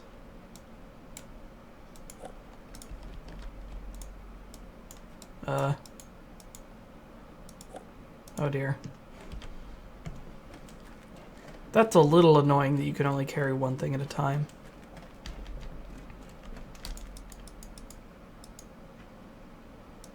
Was it 75A? 300A. I think that was it. There we go. Well, you can at least trade them.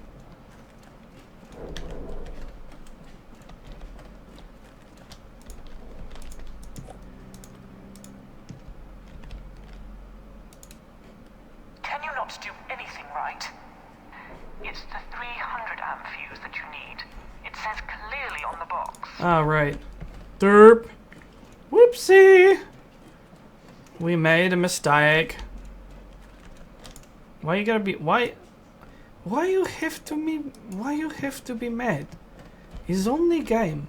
Why you have to be mad? There we go. Alley up. We did it.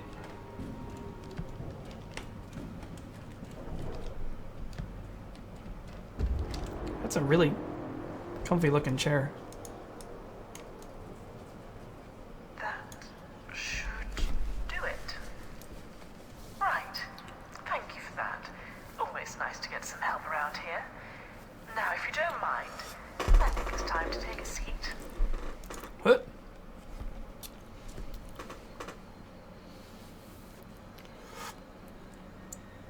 Right.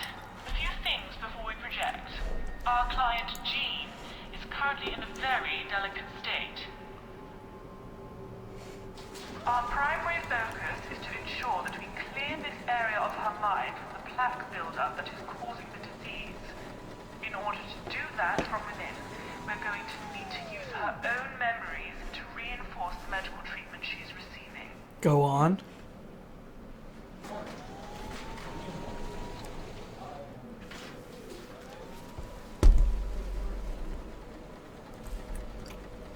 It's coming straight for us.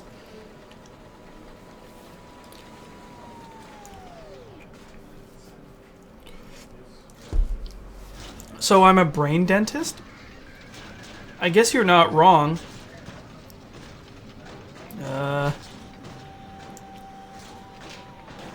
Okie dokie. Are you ready? Yes?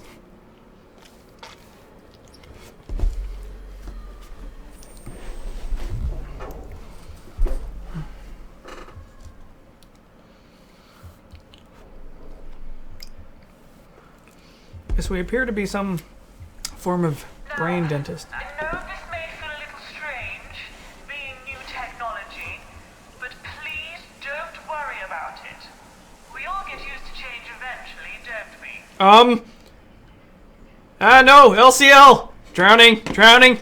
I am drowning dead. I am dead drowning.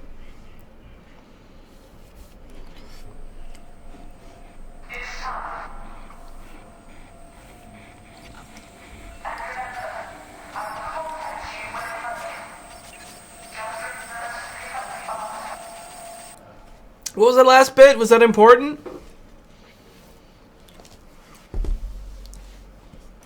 Whoa, whoa, whoa, whoa, whoa. Okay, listen up. You are in your case. You're probably going to come back here a lot, so please take some time to get acquainted with your surroundings. It keeps most restorers' sanity intact. For a short while, anyway.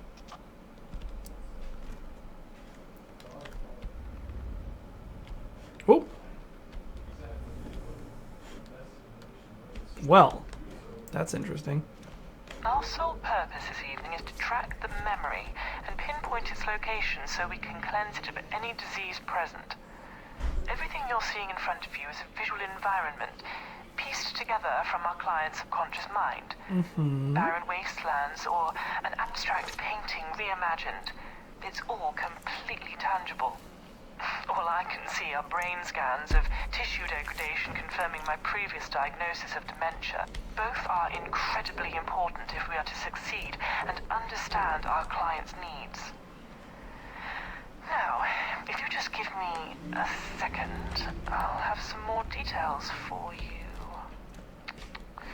Feel free to explore in the meantime. Will do.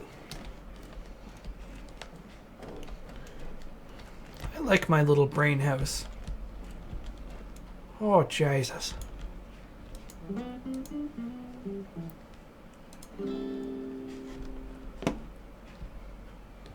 Oh, that's cute. It's very soothing in here. Oh, can't use the chair. That's a drag.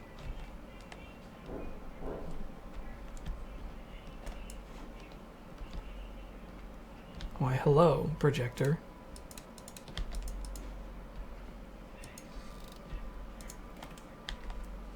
Why, hello, some form of stuff analyzers.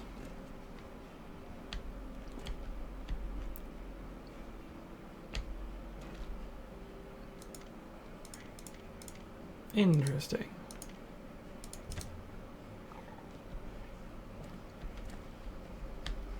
Toilet. It's not a very good shower, is it?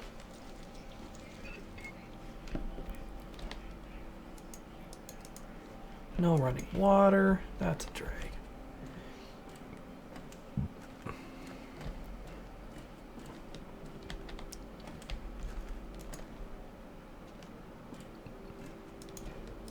So that seems to be locked.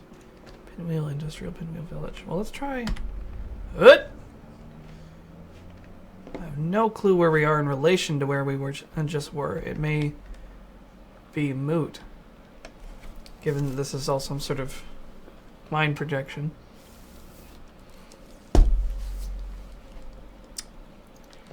Well, let's go get lost in an old lady's brain. It's very pleasant in here. Hut, hut, hut, hut. Locked. Or not actually apparent in what way it is closed.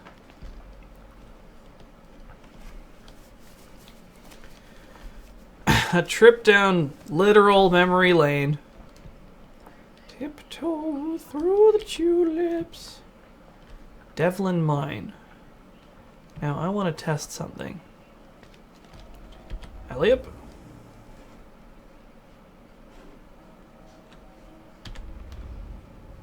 Okay, so we do just flip. So we got lighthouse and some other structures below.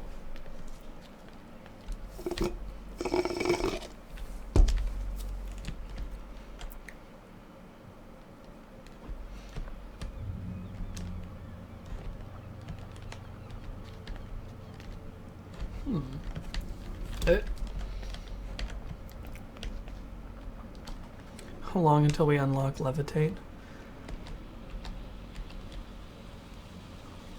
Oh, that's lovely.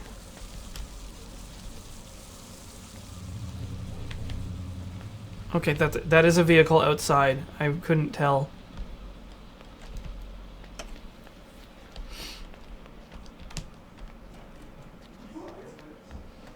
If we find more imps. Mr. Moran, it has come to my attention during the inspection of the mining facilities here at Devlin that many of the workers in the pit are unsettled, uneasy as a result, and as a result unproductive. There's clearly a correlation between the pitiful working conditions these men have to endure and their motivation to do productive and worthwhile work.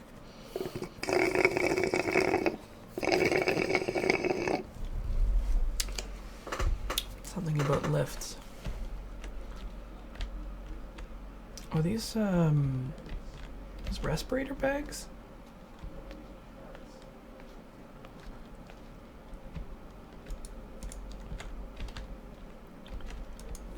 Oh.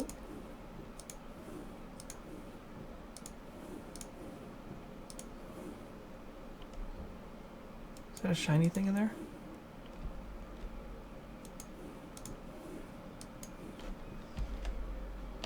Nice painting. So I wonder what this one is based on. This is brain injection. Bell's innovation, breathe fresh air into pinwheel. What secrets does the lighthouse hold secrets? Hmm.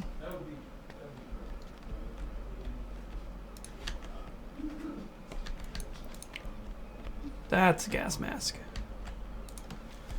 Oh god, I'm such an idiot. I borrowed the air compression manual in order to make repairs, and I left it down past the blast doors.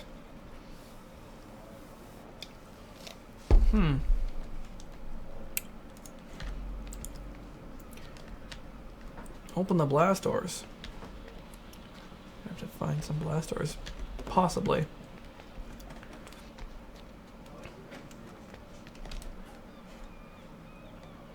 Interesting. So I think the way I heard this game packaged, and I don't know if this is true, I hope it's true, is that like you can play it as like a tourism game. Just walk through it the whole way and not hit any puzzles. Which I'm like, sweet. And then if you encounter puzzles, you can try and solve them. Readings indicate that the central focus of this memory is located below you, in an old abandoned mine known as Devlin. Entry 95D in our client's memory journal indicates that an accident occurred affecting them in a meaningful way. That if you solve them, that you just get like party to more information about the story. And I was like, you know what? That might actually be a really good way of doing it. Because for this kind of game, I don't ever want to hit a brick wall. Because, like, then that kills the atmosphere completely. Yeah, like, see this? I imagine we figure it out later and maybe there's something more informative in there. Who knows? I mean, I don't know if that's actually how it's going to go, but that's what I heard. I want to believe. Mr. Harvey.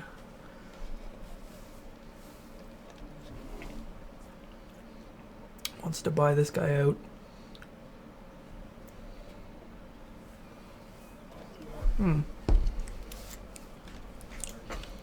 Sounds like a buyout.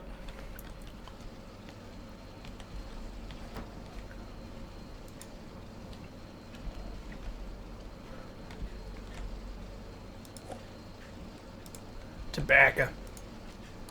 Need to ensure remember the lock combination Devlin's side entrance. Miners eat from metal plates.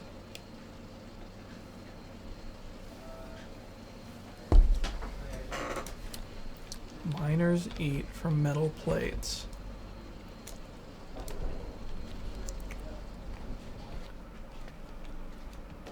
Miners eat from metal plates. Oh. Miners eat metal plates.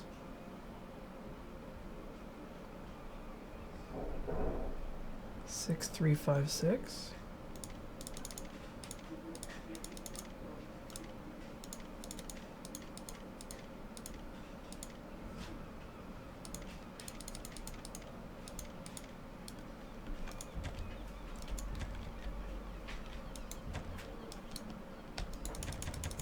Ah, no dice.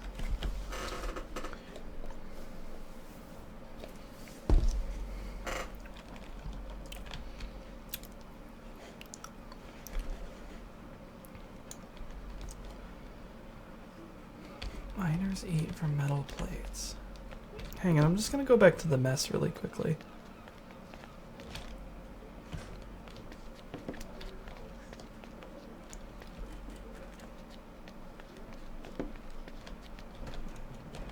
There's only 4 digits. Miners eat from metal plates. Oh.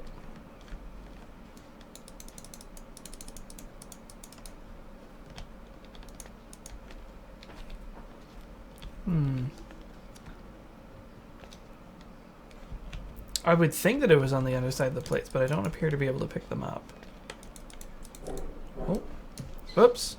It's worth noting that if you feel an item might be useful later on in your journey, and you have no use for it now, you can always store it in the case and collect it at any time. Should you want to. 6346. Hang on. I'm gonna start hoarding stuff.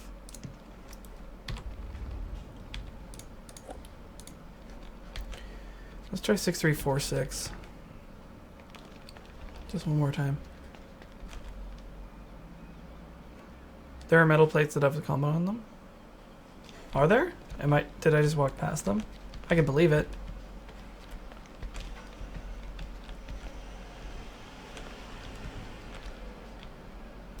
Like, I mean, there's plates here.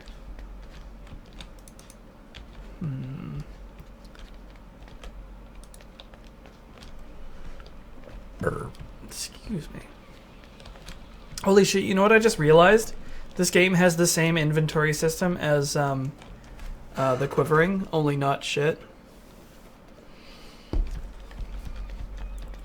Alright, well, let's try that combo.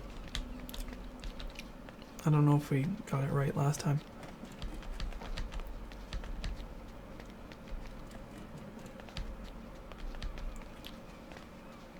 We've got 6356 or 6367.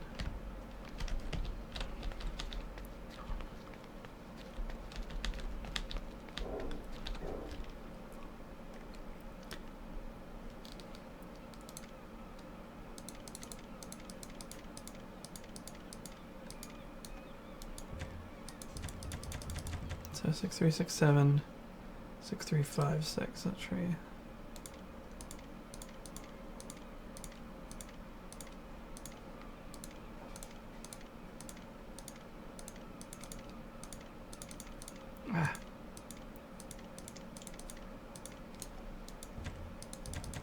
No dice.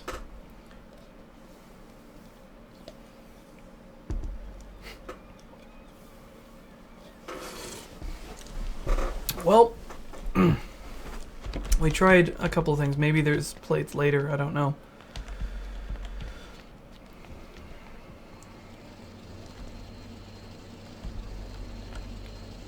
I wonder what that's working on. Why is one better than the other? Sorry, I missed the context for that. Why is one what better than the other?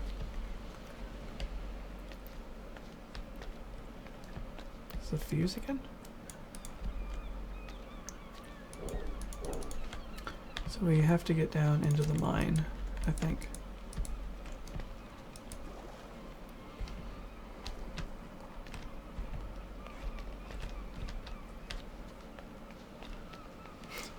Expect the solution to be given on a platter. God damn it. Why is this game better than the quivering? Are you kidding me? I shouldn't need to explain that.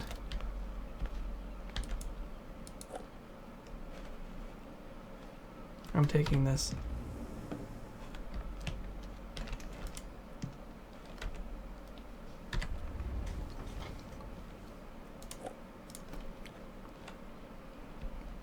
What I'm looking for is a minor detail. God damn it. You're not even wrong. I would love a hint on this puzzle. Shower me with hints if you've played this game before.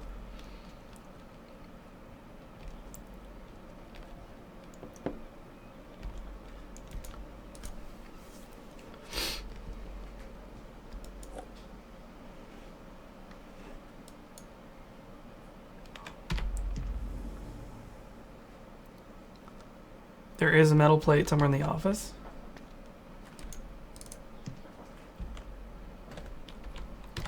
That's what I sort of figured.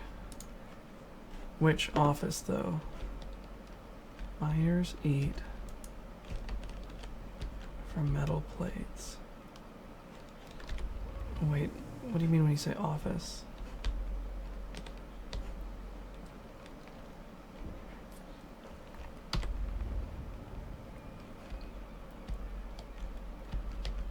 Oh, this plate. There we go. Walked right past it.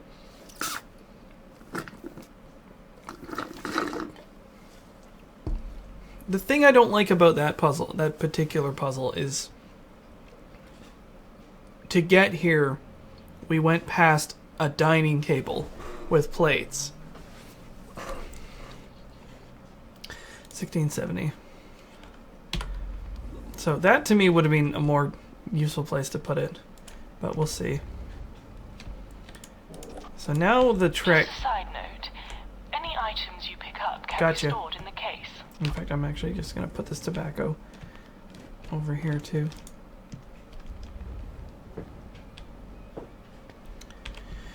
Okay, so if this turns out to be like a roadblock, that's not going to be super cool, but we'll see. 1670.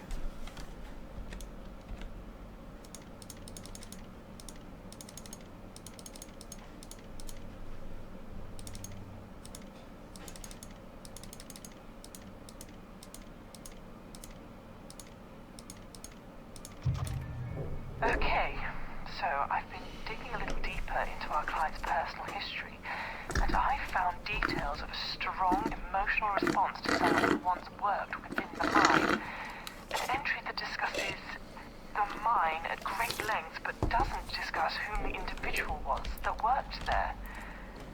Continue to work your way down, further into the mine. It seems the center of this memory is very much at the heart of these industrial ratways. I'll contact you if I gain any more information.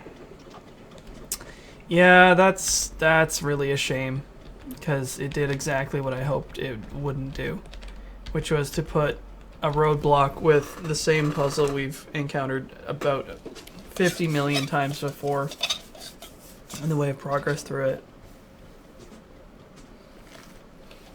I'm still gonna play it.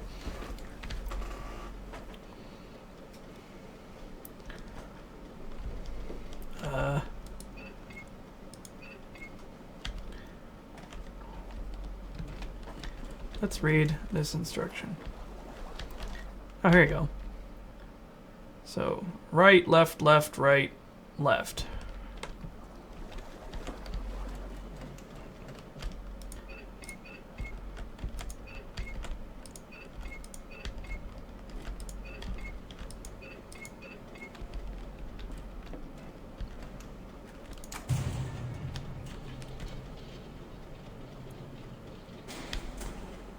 Hey, all the water went away.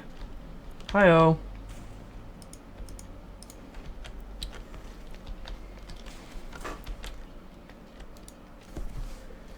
She stirs beyond the waves.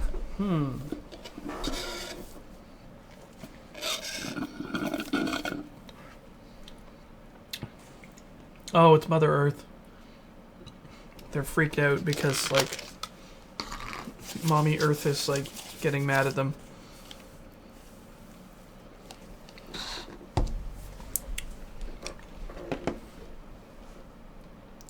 Like, can you?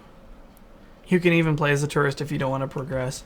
Like, that's what I was worried of. It's just like, the idea that I heard behind this game was a great idea, and I was really hoping there was going to be like that, but it seems like we still have to solve puzzles to move through the game. Which is kind of a drag. See, to me, I would love to see a game where it's just like, you can go start to finish just walking. Like, nothing is going to get in your way. And you can just observe, take in your surroundings, read all sorts of shit. And then if you want to, you could try to sort out some of the puzzles and get more story information and, like, more options and all that other stuff. No, I understand that the puzzles are really simple, but it's like, if they're going to be that simple, why bother including them at all? It just, like... This is, like, I have this weird thing about exploration games, where it's just like, I think that they don't need to have puzzles in them to be legitimate experiences. Something ain't right. Man can sense when something ain't right. Yeah, like the Stanley Parable. Yeah, like imagine the Stanley Parable. Yeah, actually, no, like the Stanley Parable is actually exactly what I'm describing. Because you can just walk straight through that game and get one of the endings, and then if you like deviate a little bit and like use a little bit of your ingenuity, you encounter different things. And it's super sweet. Air compressor keeps busting.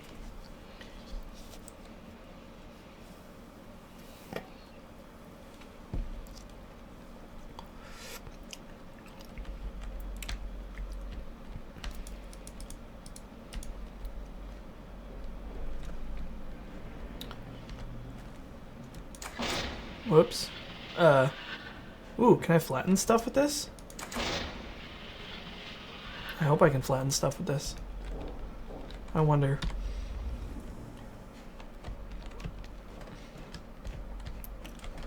I also think I should put all of this on one shelf.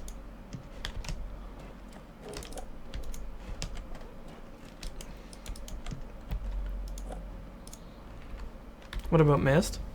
Like, Mist has a very fond memory for me, but, like, I don't think that the gameplay in that game is very good, if I'm perfectly honest.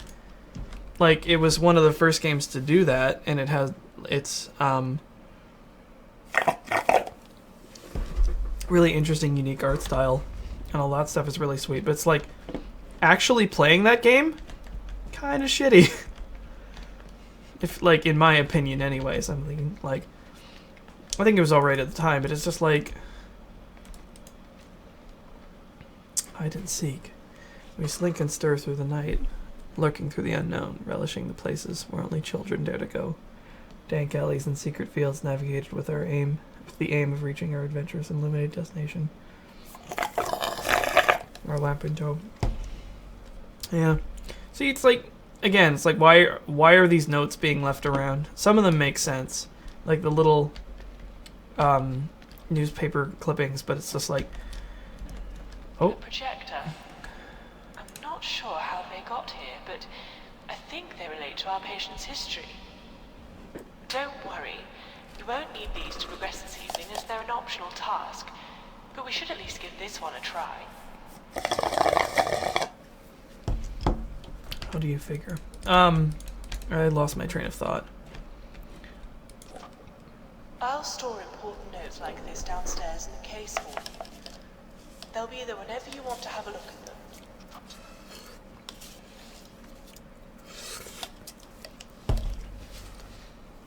them. Compressor, okay.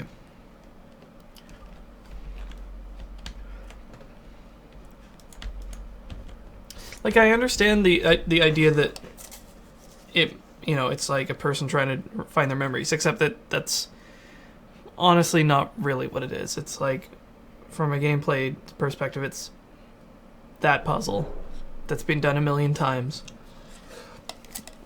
It's just in there as gameplay.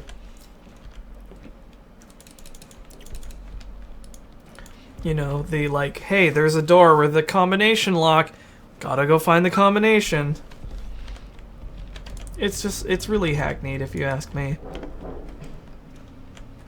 And just like, it's at least something that would actually be in the world. It's not like, match up the colored spheres to open the gateway. It's like, fuck off. Nowhere in life does such a thing exist. Nowhere in fiction would anything like that exist.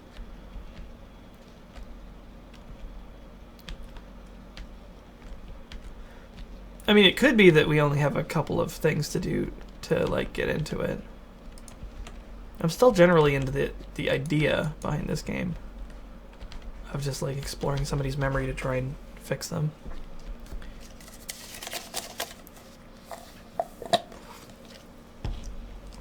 I figure, yeah, it was like, I could understand somebody putting up with any kind of gameplay for a good story, but it's like, why the fuck do we have to?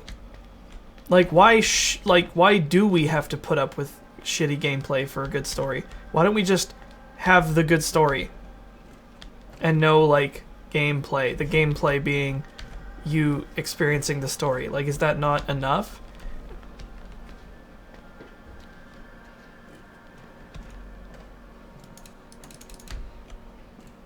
Well, you get people accusing you of not being a game, and if you ever have an experience where you're not looking for door codes or code keys or moving blocks or gathering points and shit, it somehow becomes no longer a legitimate experience.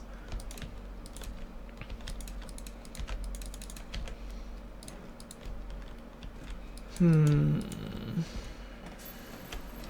fuck was that? Maybe the projector. The way I characterized it one time was like a trip to the beach where, oh hello, where all the kids are tearing around the beach, like building sandcastles, getting into trouble, looking for fish, stepping in tide pools, collecting rocks, all that stuff. They're doing stuff. And then they look at the adults who are just hanging out on their towel under the under the umbrella, and it's just like, why are they just sitting there? That's so boring. That's stupid. You're not doing anything. Meanwhile, they're like, this is nice. This is really, really nice. I am happy to be in this space, just relaxing. Oh, here we go.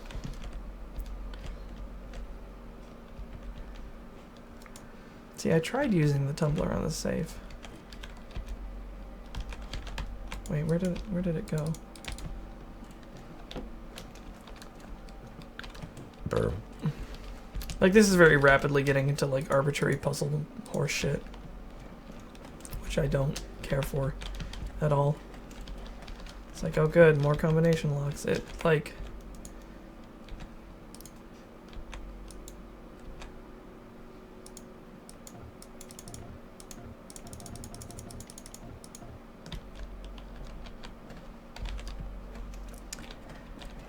oh well.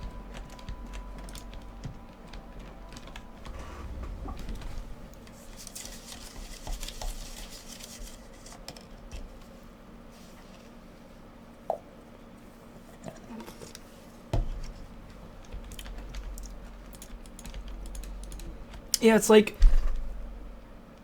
why do you go to an art gallery? This is another, like, sort of, like,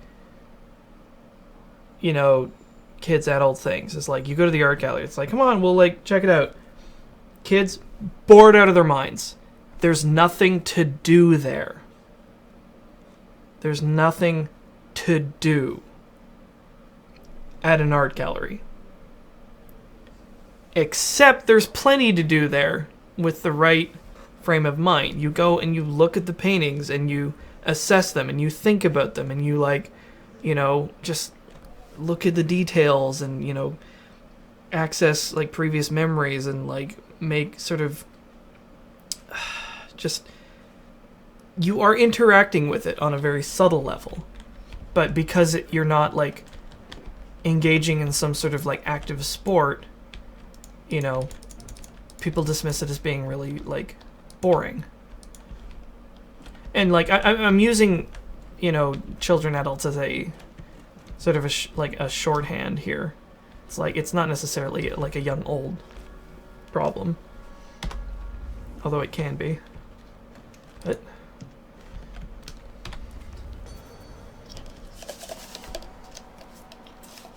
you know what I mean? It's like some people are super into art galleries and they get it immediately. And then other people, they go there like, this is dull as dog shit.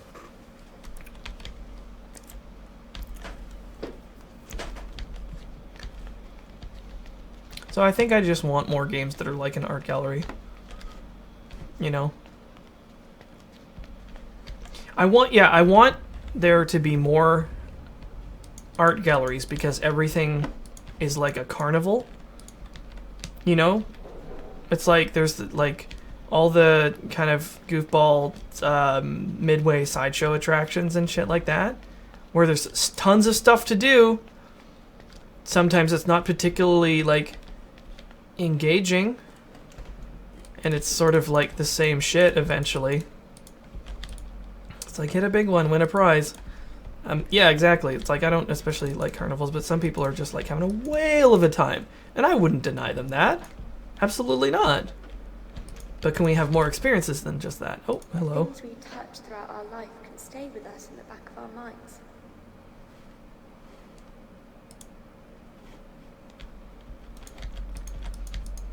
So I hope I'm sort of getting across my feeling about narrative exploration games and puzzle games.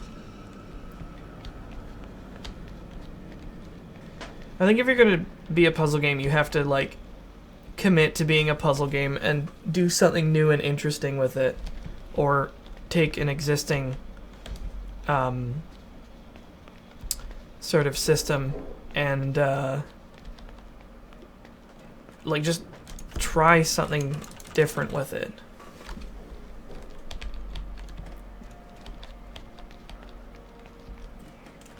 I have no idea what I'm supposed to be doing now. That's unfortunate.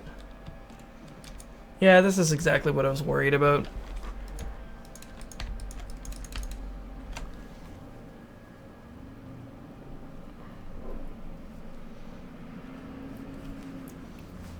It's like the way I feel about puzzles in exploration games is like if you went to an art gallery and in order to get to the next exhibit there was a locked door and you had to go and find where the fuck the key was. Which, you know, I think the first time you did it might be kind of novel.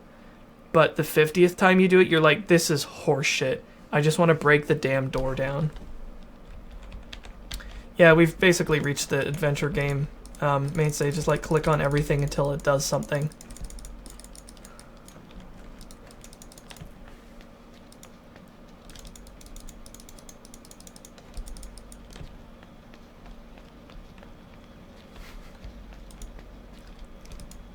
You have the key behind another locked door.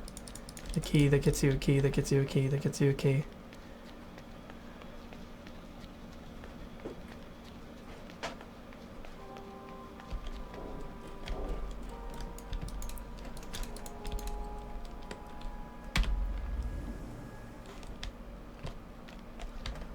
Do you think it's a deeper problem than misaligned expectations? Absolutely. I don't think it's misaligned expectations. It's just like, I want something different and keep getting the same thing. And when I get my hopes up, and then it's like disappointed because it is the same thing over and over again. It's like,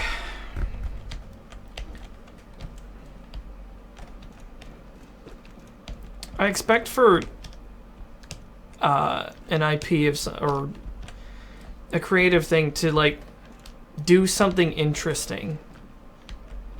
And I'm the most frustrated when it does something the same. When it does something exactly the same. It's like, that's why these puzzles frustrate me so much, is because I've played them 500 times before and they're exactly identical.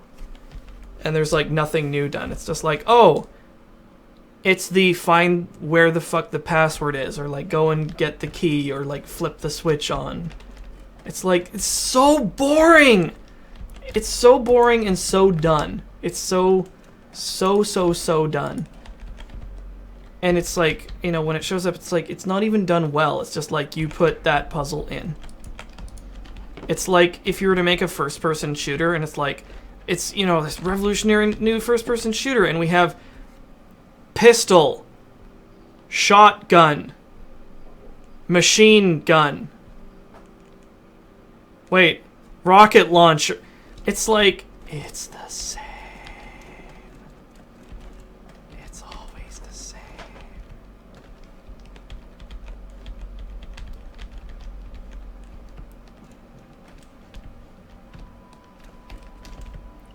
So there's a projector there and a projector here.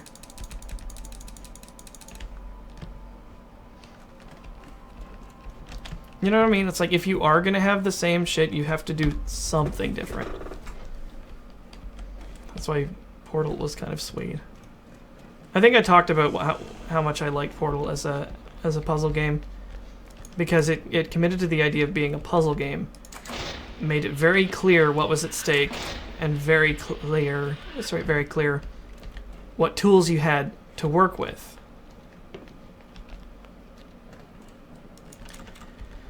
Oh, we're just fucking lost, and there's nothing that is obvious that we can do. What do you want me to do, game? Does anybody have a strategy guide handy? Because, like, otherwise I'm just gonna put this down, take a break, and find something else. Because, like, as I had worried, we have hit a brick wall. And I have no idea what to do.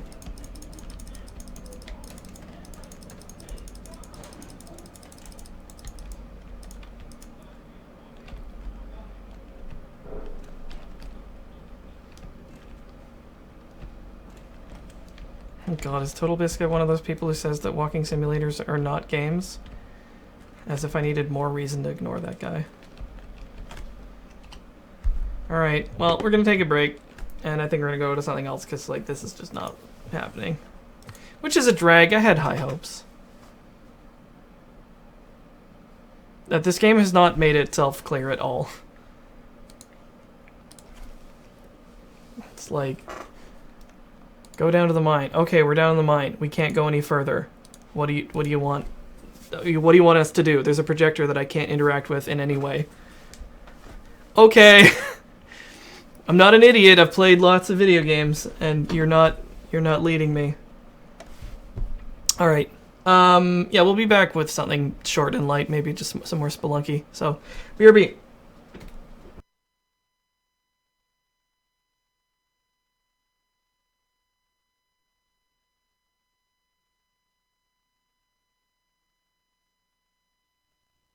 All right. Oh, that's unfortunate. I kind of had high hopes for that, but another title ruined by stupid, obtuse puzzle bullshit.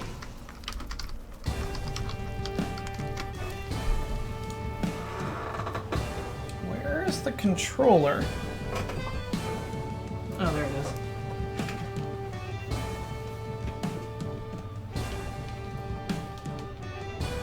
Like, I'm kind of glad. It's like, almost no experience is worth me putting up with that shit anymore. Like, I refuse to do it.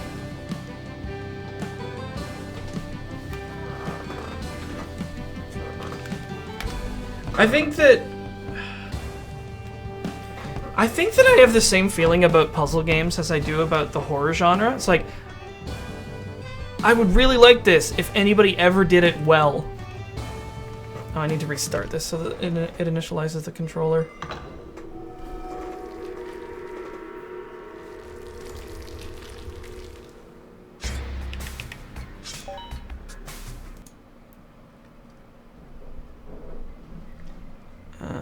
Let's try that again.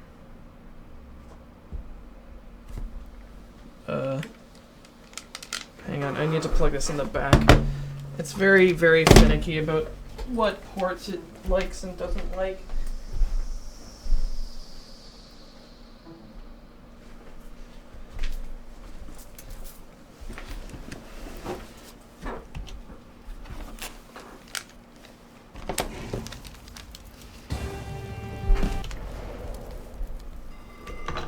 Why is this not working? Yeah. Let's try this again. Yeah, it's like trying to find a key to find another key, but everything is a key and you don't know what the doors look like.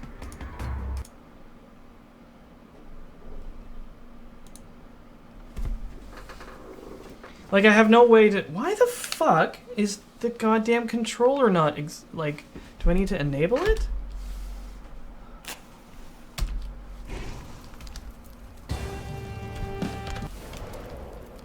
Come on. This was just working a minute ago.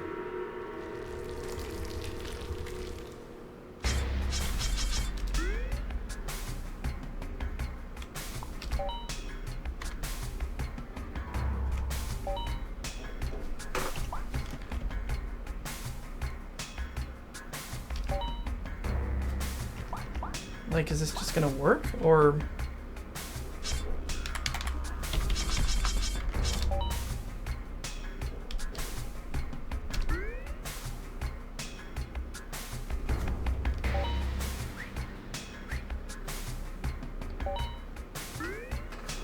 I think we have it?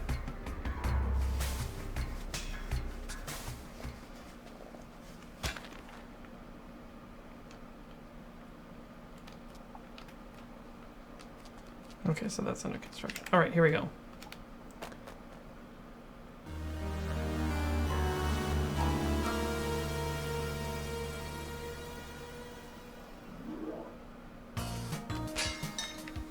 Yeah, let me see if I can remember how to actually play this game.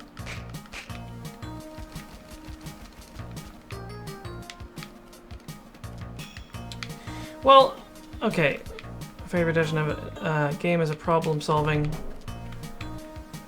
activity approach with a playful attitude. I think a walking simulator, well, sorry, a tourism game can be problem-solving, but it's just like, it's on a more subtle level. It's like, you might not have to pick up any items or like keys or like move any equipment or anything. It's like, but you might be able to like, the objective might be something like, with your own ingenuity and wisdom, infer what happened here. That is your puzzle. Draw your conclusion. It's like, that's a form of puzzle solving. Is it not?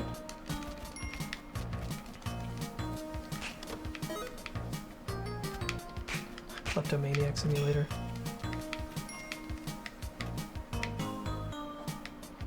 Oh shit, that's gonna be bad. Fuck.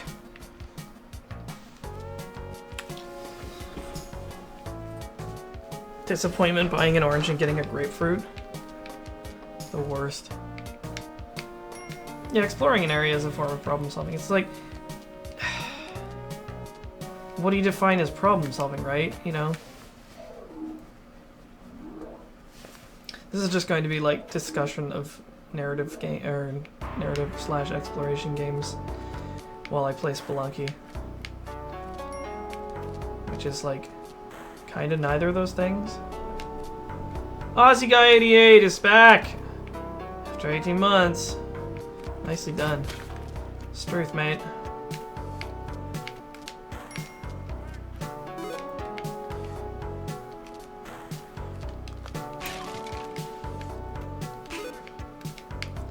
So yeah, my exasperation with people who deny the identity of game to exploration games kind of comes from like the same crowd of people who are like, well, you know that punk stuff, it's not really music. I think it's noise, so it's not music. It's like, it's the same argument. It's like, I don't like it or get it or think it has value, therefore I'm going to try and disassociate it from the rest of the genre at large. And it's like, I think there's a discussion to be made about like what constitutes a game, like what, you know, makes a game, but it's also just like, I have very seldom, if ever, heard the argument, well, so-and-so isn't really a game, used in a way that isn't actually just shorthand for I don't like it or understand it or think it has value. I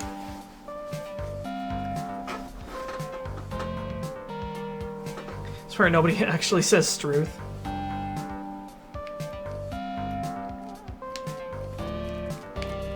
think I played a little bit of Kentucky Route Zero. I didn't really get that into it. It seemed interesting though. I mean, it's like some games, like, I think they're probably quite good, but it's just like, maybe not necessarily to my taste.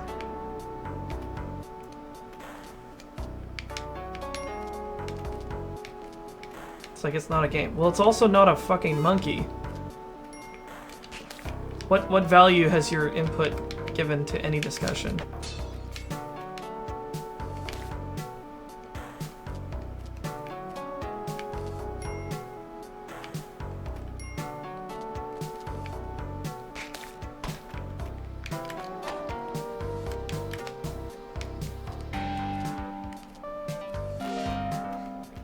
online poker wasn't a video game. I mean, on some level, I sometimes just want to throw my hands in the air and be like, this is just a fucking semantics argument.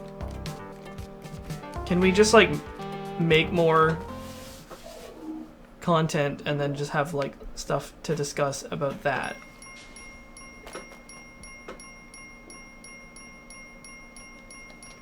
That's a lot of treasure.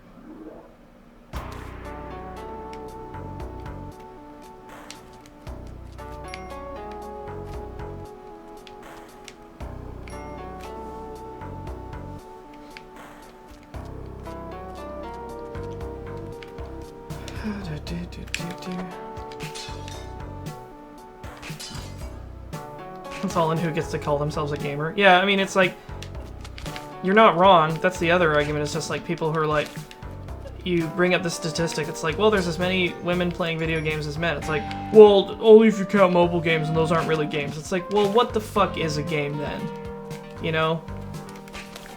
You're just moving the goalposts to suit your own convenience. And that's what I take issue with. Is that, like, it's not really about any sort of intellectual discussion. It's not about, you know, us exploring and expanding an exciting and brand new medium. It's actually just about you being the most important and the most right. And that's crap. Oops.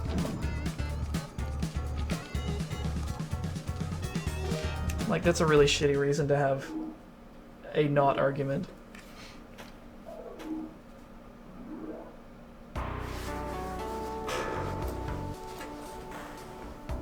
Oh god, fucking failure states. So here's the funny thing about failure states, is that even Dark Souls doesn't actually have a failure state. Because when you could be argued that it doesn't have a failure state, because when you die, you just come back to the bonfire. And you keep doing that forever until you beat the game. So you can't really ever fail.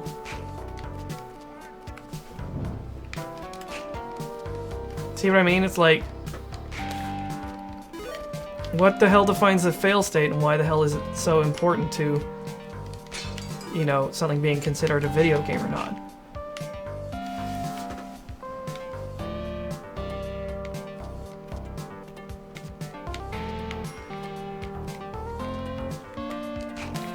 Dark Souls and Kirby's Epic Yarn. God damn it. Dead. Yeah, Dark Souls failure state is rage quitting.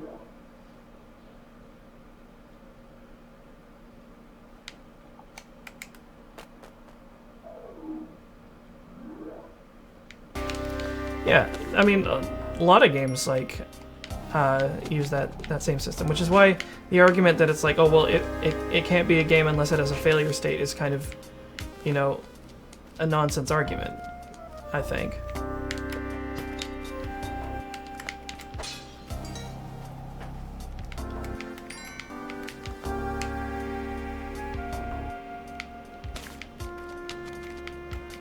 Here we go. This guy, domed. Happy birthday to the dome. Yeah, only Spud has fail states. That I can agree with.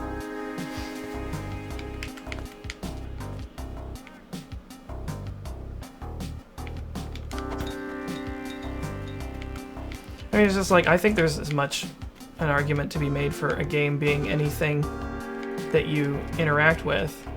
And then it's just like, well, what constitutes interaction? What is enough interaction for it to earn the coveted title of being a video game, right? It's like some people would like to say that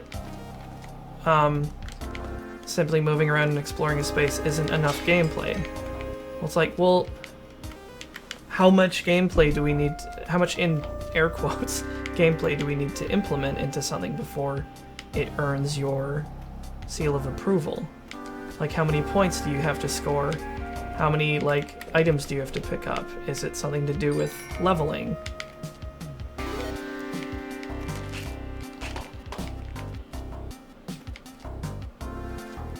Yeah, the Quivering's fail state is being installed. You're absolutely correct. That game is awful. We'll just rescind all these rules where it relates to Yeah, and what constitutes gameplay? Exactly. It's like what constitutes fun? How the fuck do you define that? Because it turns out everybody sort of experiences it differently. It's like, a lot of people don't find Dark Souls fun. Does that mean it doesn't have gameplay because they didn't have fun with it? How many people have to find it fun before it's considered good gameplay?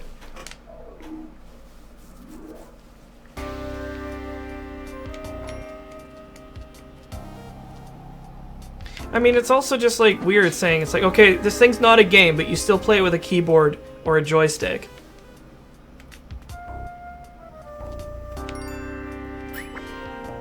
Oh, he doesn't think I'm a mystery box. Ah, 3 bombs.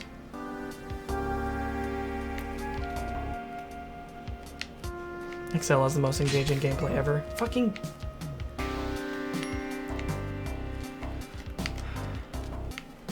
So yeah, I guess what I'm sort of trying to say is that the sort of like not a game remark about narrative and exploration games is not a useful criticism.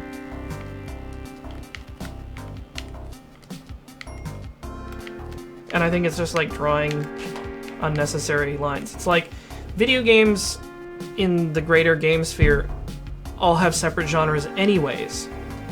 Why is this like genre not welcome among them? You know, it can just be like, yeah, it's a game, it's an exploration game, or a narrative game, or something like that.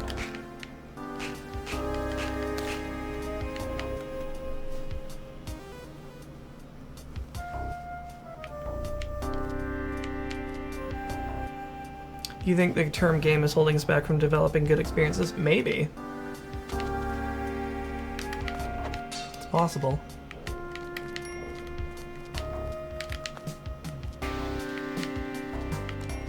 I kind of think that anybody like who wants to keep things the way that they were is sort of holding back development.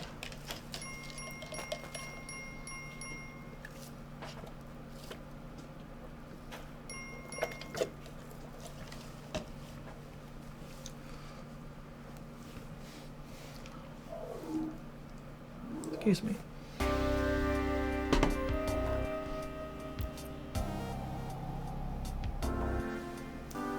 Snarsh right next to Doll.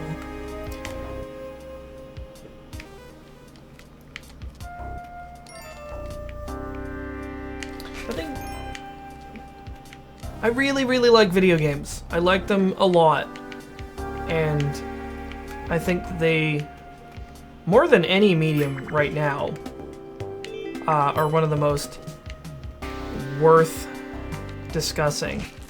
And I just like things that sort of tend to stifle that discussion for what I think are kind of bullshit reasons.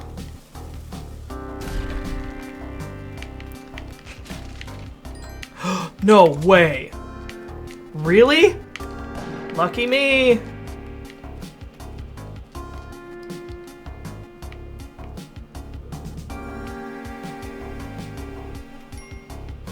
Just blow away the shopkeeper? No, that's bad.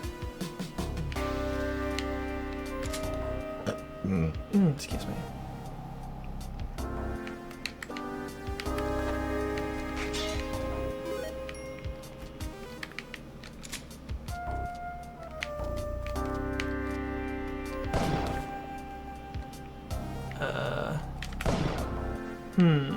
Hang on a sec, I need something to trigger this with. Entertainment receptacle unit. Hi-oh! Shotgun! Excuse me. Yeah, the shopkeeper's some serious business. Fuck you!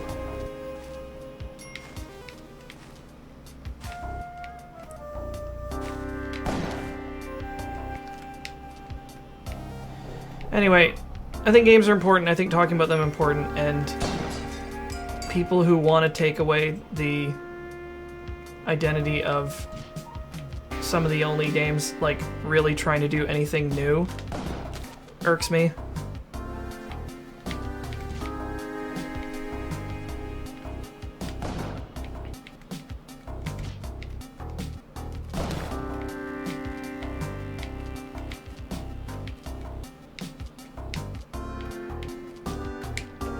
God damn it.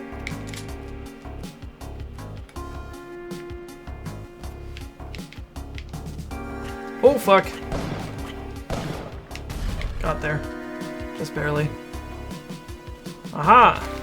Oh, there, sweetie.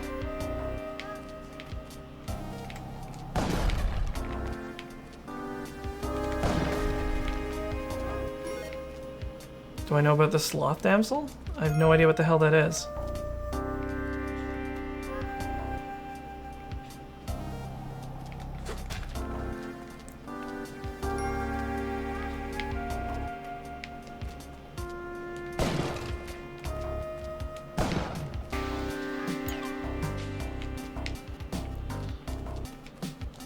God damn it. Eh.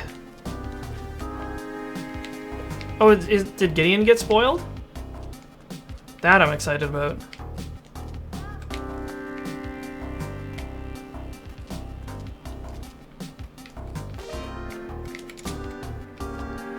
Fuck it.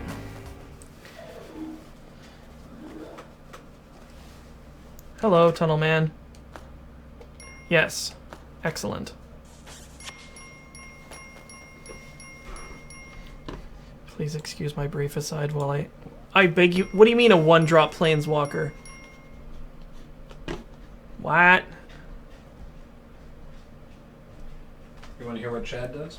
Oh, fuck. You already found it. Cool. Ooh! Holy shit. What? He's a one-drop 4/4.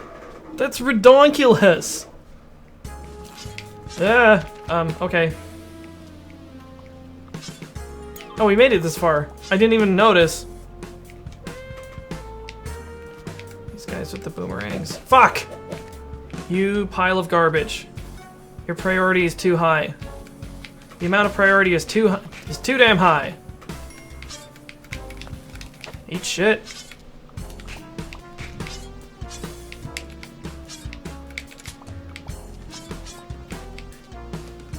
Fuck monkeys. Get off my... Did you take my bomb?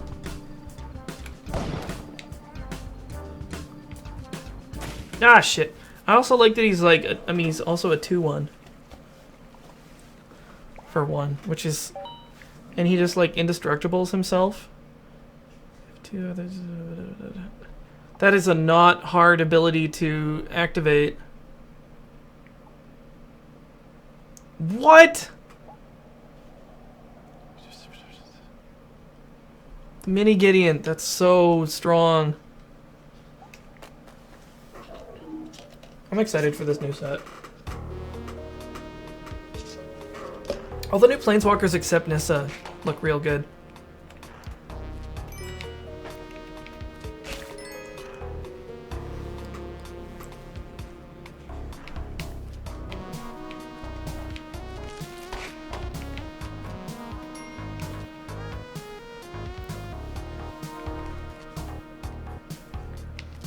Well, if you flip him, he becomes a 4/4.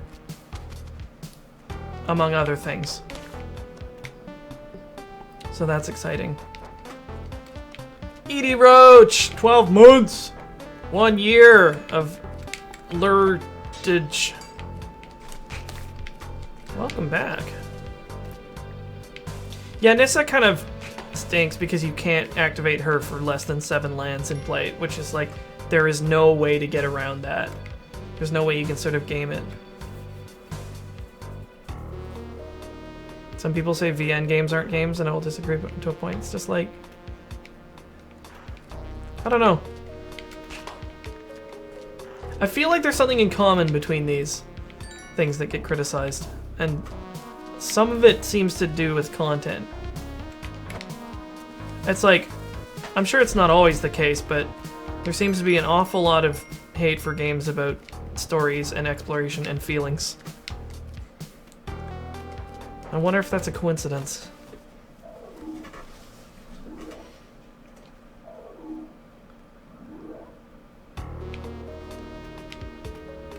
Excuse me.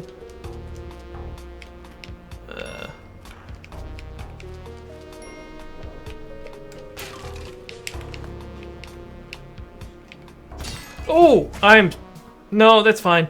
Everything turned out properly.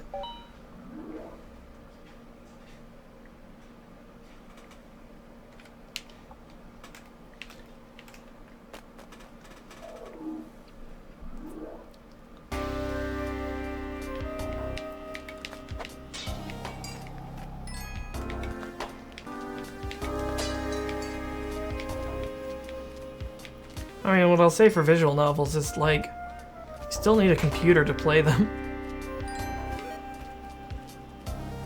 You know, it's like there's plenty of traits that you could invoke saying that's like, yeah, this is a game. It won't move forward without you telling it to do so.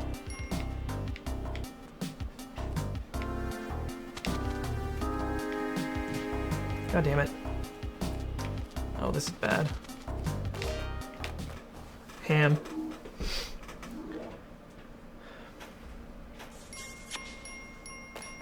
Yeah, I think I agree with you, Metric Furlong. It's not actually discussing games. At best, it's a distraction. At worst, it's pointless semantics.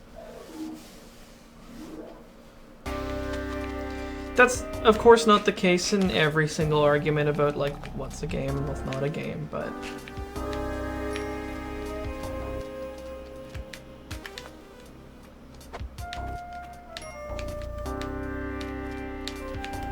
I think that discussion would be very interesting to have and worth having. And would probably not end with... It would end with a lot more sort of like intrigued pondering and less like trying to strip certain titles of their identity. And some sort of like... Ooh! Sweet. Weird attempt to segregate them from like real games in air quotes. I mean, it goes back to what I was saying about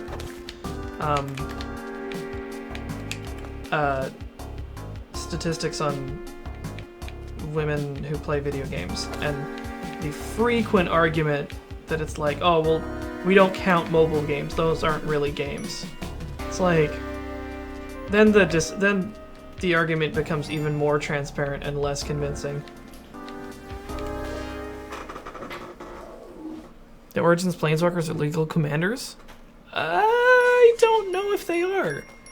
Oh, no, they are. No, right, they're legendary creatures. Doi. Of course I am.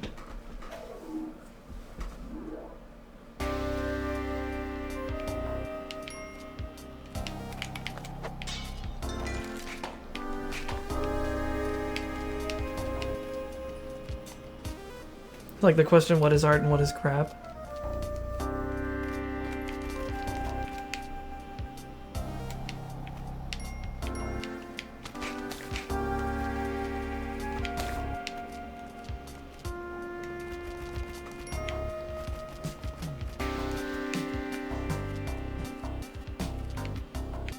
We'll count mobile games, but only if you shoot things in them. Sounds about right. Tetris is everywhere. Oops.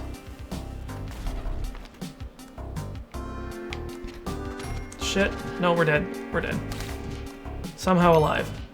Somehow still dead. Nope, we lived. I don't know how.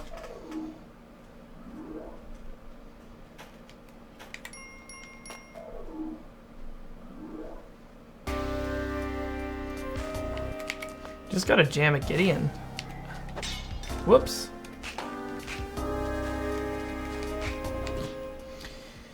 Anyways, I'm only interacting with as much of this conversation as can be expected of like an ongoing chat and video game.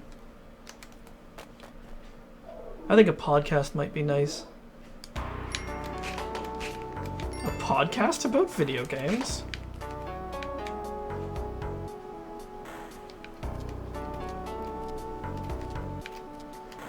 In the French Museum of Art, there's a room full of dirty clothes and tea kettles that are always on. Do you call that art?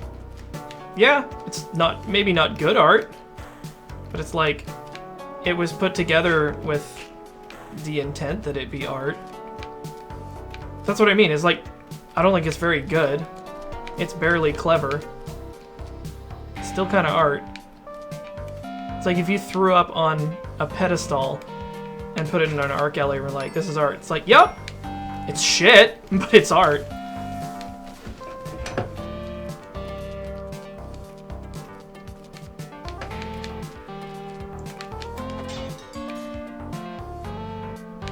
Wait, I'm interacting with the discussion. Does that mean I am a video game? Is he in a video game? Is this cop a video game? I am a video game. But it's not just like any messy room. It's a messy room that somebody put there to be an installation. So for example, like a tree isn't art because there wasn't intent behind that. It just happened. But if somebody like uprooted a tree and just stuck it in an art gallery, that would be it's the presentation. You see what I mean? It's the presentation and the intent, and it's like, you know what I mean? Video games are inside us all along. Don't call it shitty before you see it. Okay, I'll go see the dirty clothes and maybe I'll be like, oh, this is really enthralling. Because that's the thing, is like, it might not be shitty at all. It might be like, this is actually really interesting. It's making me, like, wonder things and sort of engage with it. You know, just because it sounds stupid doesn't necessarily follow that it is. It could be. It could be real stupid. Ian is an angry spinning sun that swoops down. Yeah. So here's a question, Alex. What you got? Are all video games art? Oh fuck, that's its own discussion. That's tough. That one I don't think I have an answer for. But man, that sounds like a really interesting discussion. Personally, I'm of the opinion that it can go both ways.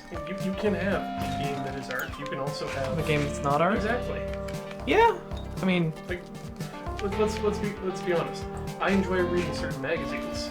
I wouldn't call it art.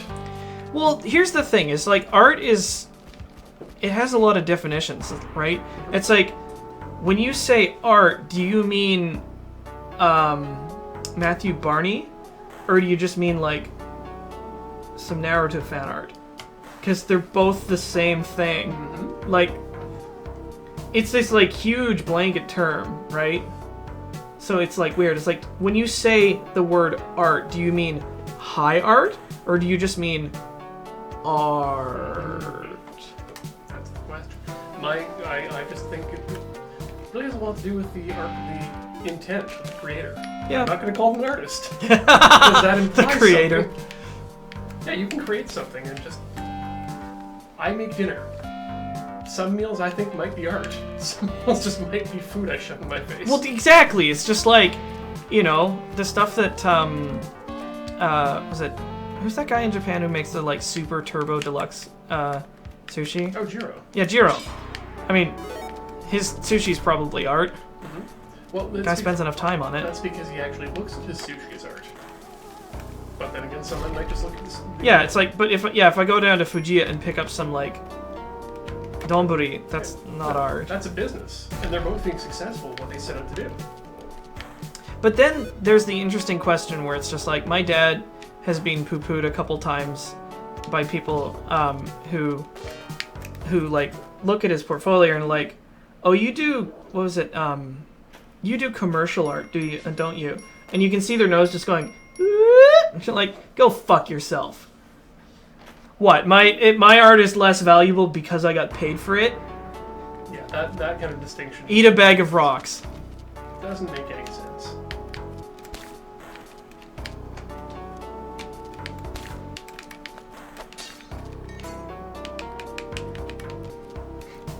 This is an art attack. This is art attack! I just remember the like goofy synth music from that show. I don't think I ever watched very much of it. It's kind of what they based "Don't Hug Me, I'm Scared" on, isn't it?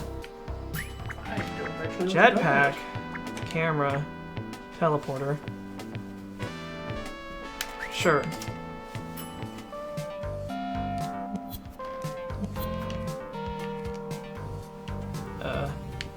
Okay, I was really worried that was gonna go off.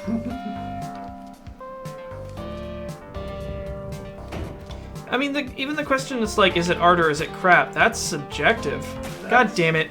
I bounced off the floor and then hit the spikes.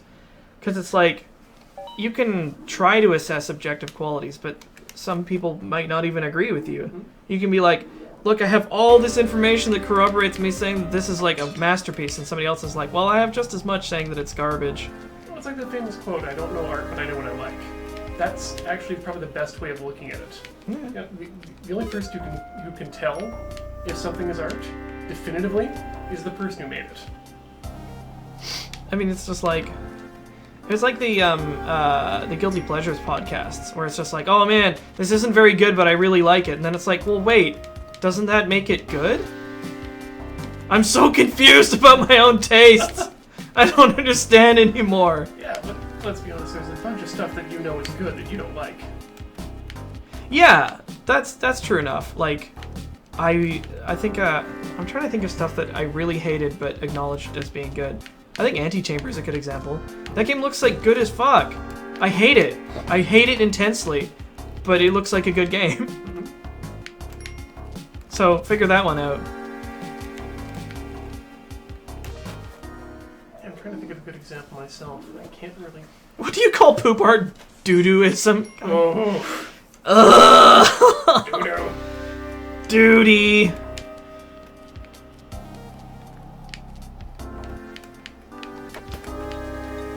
Ooh. Fuck it. Later. Uh-oh. That's bad. I don't know what angering Kali actually does.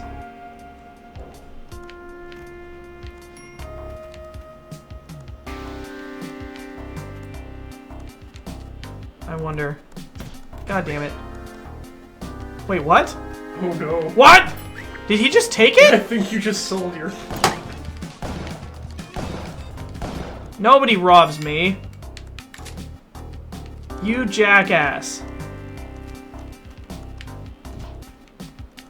It's fine.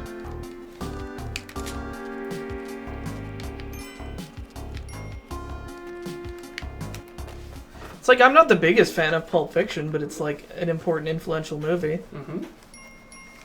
Extremely influential. I mean, it's even got stuff that I like. Oh dear God. He mad. I think I'm sort of the same way with The Matrix, where it's just like, I didn't think it was as like sort of mind-blowing as people said it was, but it still influenced how movies were made for the next like 20 or 30 years. For good and for bad. But a lot of people are going to have to think that way about Breaking Bad and Mad Men as well. Yeah. It's just like, I'm so confused about Breaking Bad. I only saw a little bit of it, but I'm like, this is really well written, well acted, well produced, interesting, about fucking horrible people doing wretched things to one another. Mm-hmm. And I can't assess that. This is entertainment? It's like, I do not know how I feel about this. Because it's like... Anyway, it's Ian's turn to have the conch. So I'm going to pass it to him. And I'll just, like, trail off. Think about video games. Think about art. Talk about it. But maybe, like, don't spend as much time just being like, this isn't a thing. We'll talk about it. Don't just... It's, you know, you're right. Like, and I shouldn't be so adamant that it's just like, no, everything's art, everything's a video game. Well, because, like, some stuff isn't. And it's like, it is worth discussing. Mm-hmm. The thing that I'm talking about, usually when I have this discussion, is, like, people who deny that video games are video games when they mean they didn't like it. That I take issue to. Yeah. That is bullshit. That's not a discussion. But if you actually want to talk about what, you know, defines a video game, then, like, sweet, go nuts. That's interesting. That's a really interesting discussion. That's really interesting and really useful. Mm-hmm. Because then we get to figure out, well, what makes a video game a video game? What can we do with it? How can we change it? How can we redefine? How can we come up with new definitions? Hell, even the discussion about why you don't like something is super interesting to me because it makes me think about, again, why I like things that maybe we disagree on it. Right? Yeah. Anyways. Have a discussion. Have a discussion. And be nice about it. It's like if you start like being a jackass, then you're it makes it very, very easy to discount your opinion and input. So be civil. Yeah, so thanks for watching, and I'll see you guys in the future. Burbs.